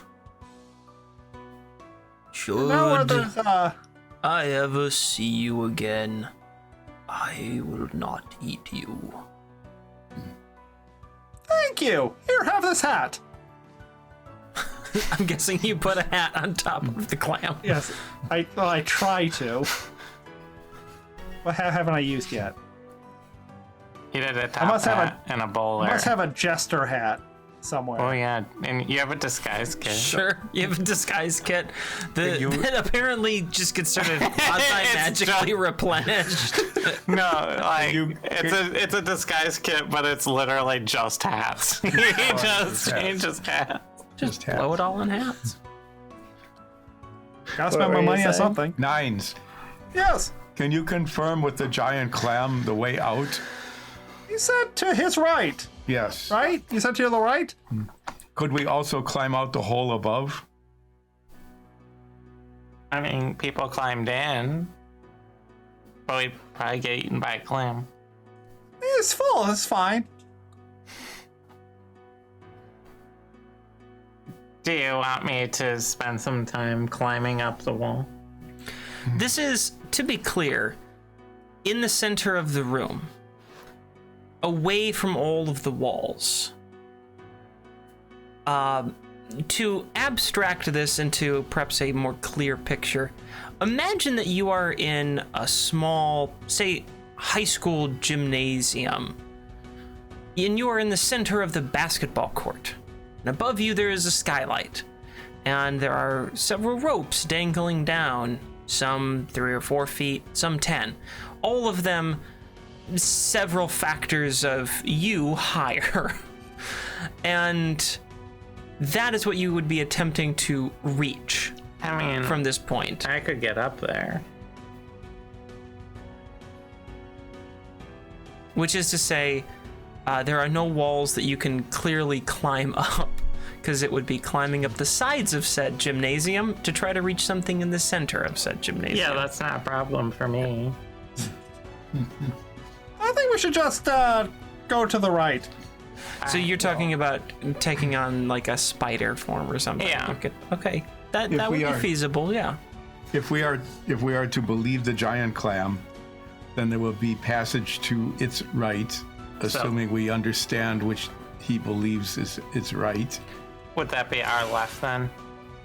Off to the left would be the reasonable assumption to make here. And the clam, to drive home the point, sort of jumps itself a little bit that way, just so you understand what it means. So are we taking all of this trash with us, or just search through it? Well, I would say I want to give we'll give you the rope. I just want to give the chain shirt a cursory inspection to look like it's... And there's several other things that I haven't described in here, because there's a whole mess of stuff.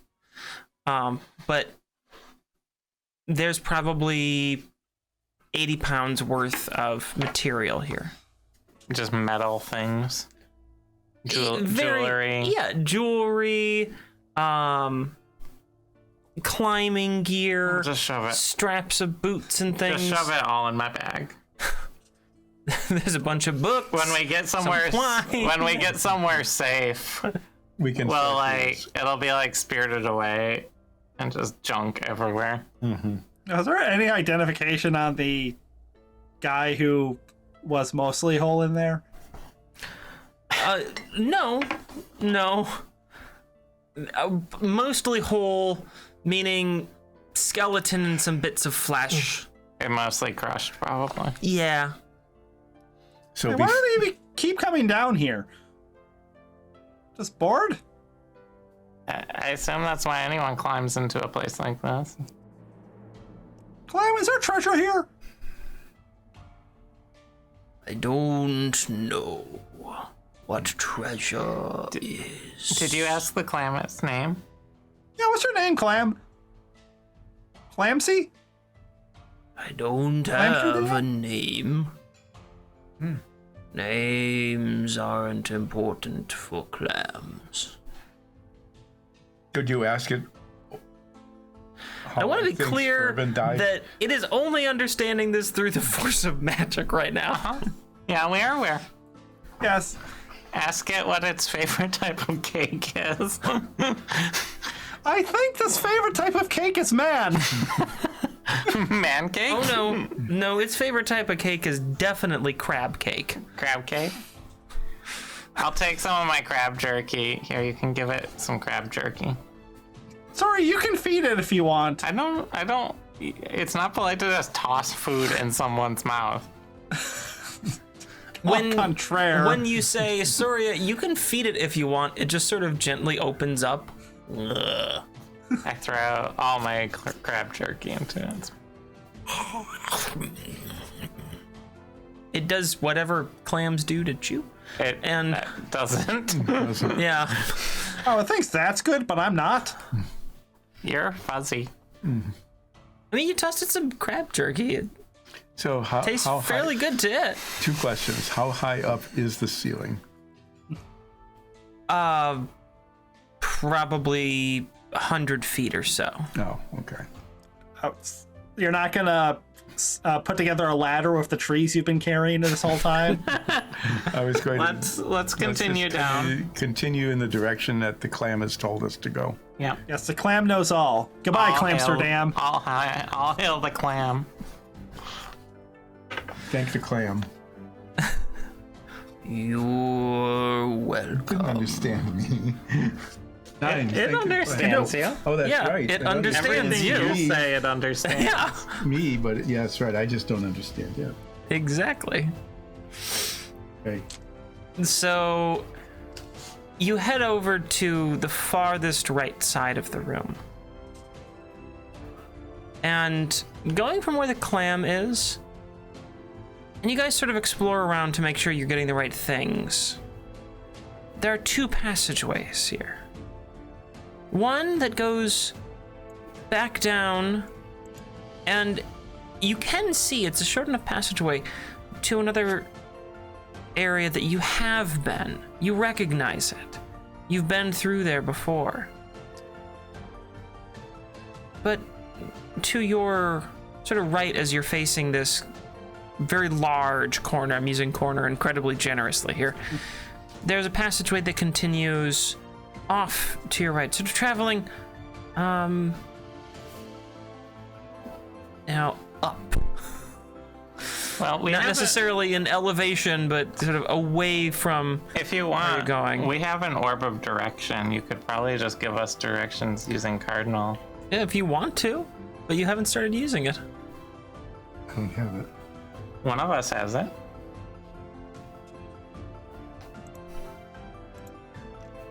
I'm pretty sure I don't. It's not me. You guys don't let me touch anything important. I have it. Then you can start using it if you want. Yeah, I'll use that. Okay. As you pull out this orb, Before you do that, you say that we recognize the passage as a place we've been before. What do we recognize it as? A place full of crates and junk, a smelly place.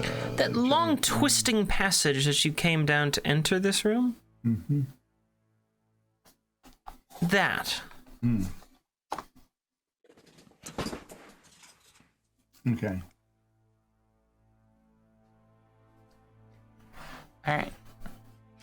As you pull the orb out,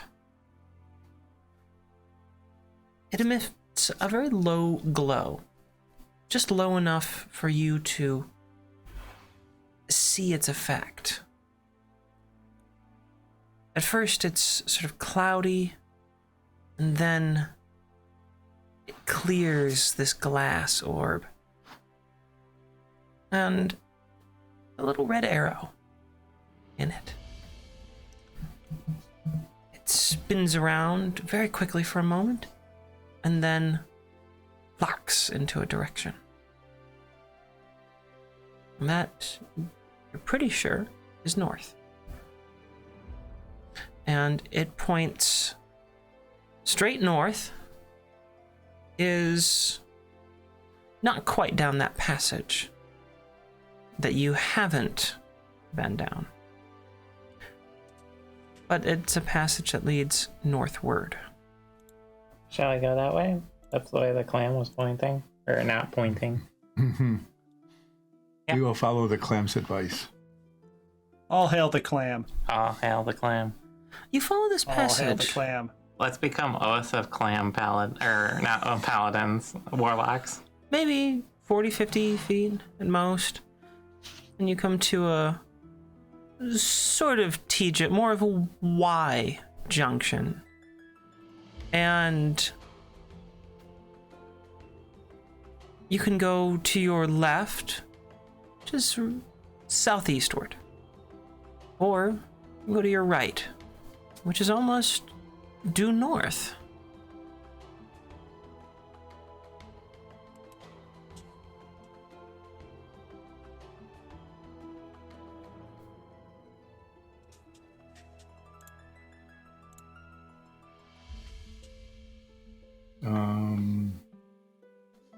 The clam did not tell us what North. to do when we came to a junction. The go arrow north. is pointing that way. We'll go that way.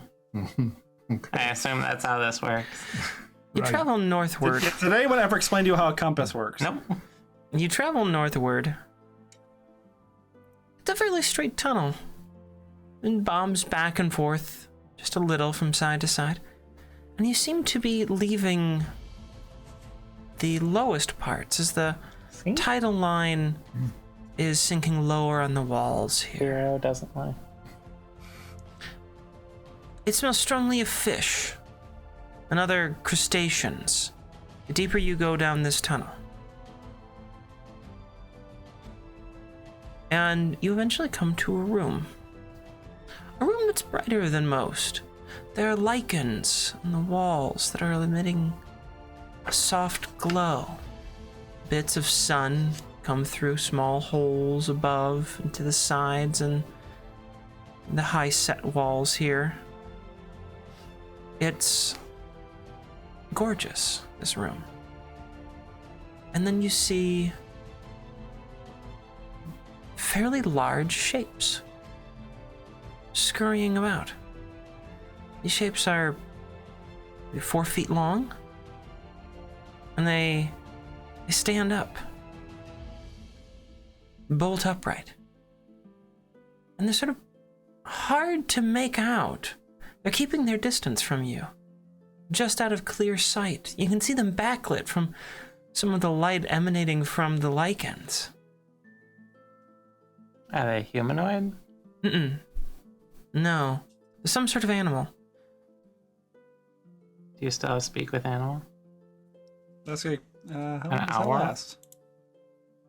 Has it been 10 minutes?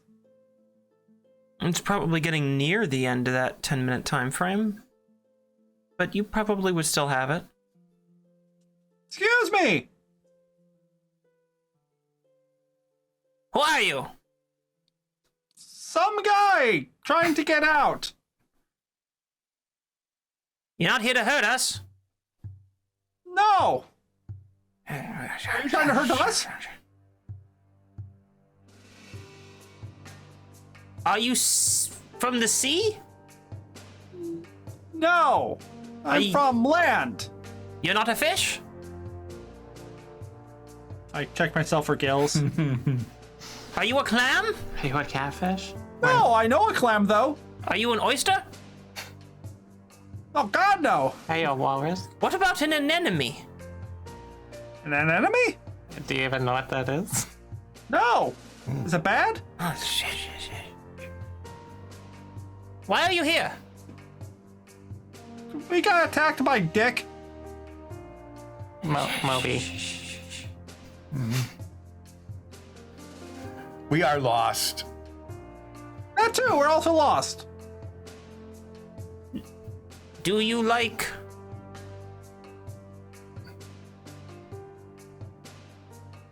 cuddling in piles?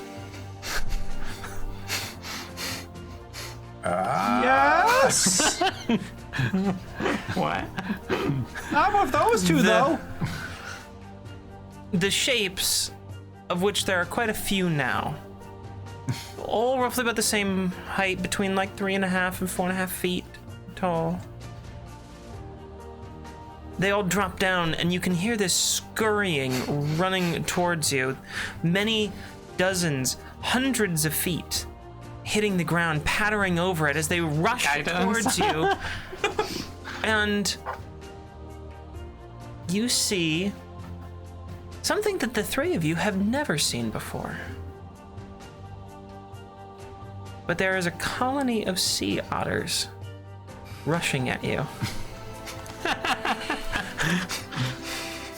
Just for you, huh? What's the CR rating on a sea otter? Wow, that's a really good way for us to have the DM try to kill us for the rest of the campaign. Did I say roll initiative? No, I wanted to know for druid transformation purposes. I don't know what the CR rating is. I'm gonna on say a sea otter. 1/8. Probably. It's the equivalent of a pony or a dolphin. Yeah, I'm gonna say 1/8. Yeah, it's a CR 1/8. But they have a swim speed. Well, nah, I wanted to note it. They do definitely have a swim speed. Probably 60 feet around. I'm guessing. Might be a little faster than that. Pretty good. Are they they are swarming me sea now? otters. Yeah. They all rush towards you, and when they get to the four of you, they all stand in a very close sort of cluster. You see there's maybe 30 or 40 of them all together. And they all stand upright, twitching their little whiskers, looking at you three. They're so cute. And that's just Four when of your us, spell right? fades. And now they're making adorable little squeaking noises. Aww. This is what they sound like? This is what they've sounded like this whole time. Well, you should learn magic then. And that's where we're going to call today's session. Just surrounded by otters. You guys end your session surrounded by adorable little sea otters. Aww. It's nice to not be surrounded by something that's going to kill us that we're aware of. We know. It's a big question. Do you smell like a clam right now, though? You better be careful. You just were face deep in a clam.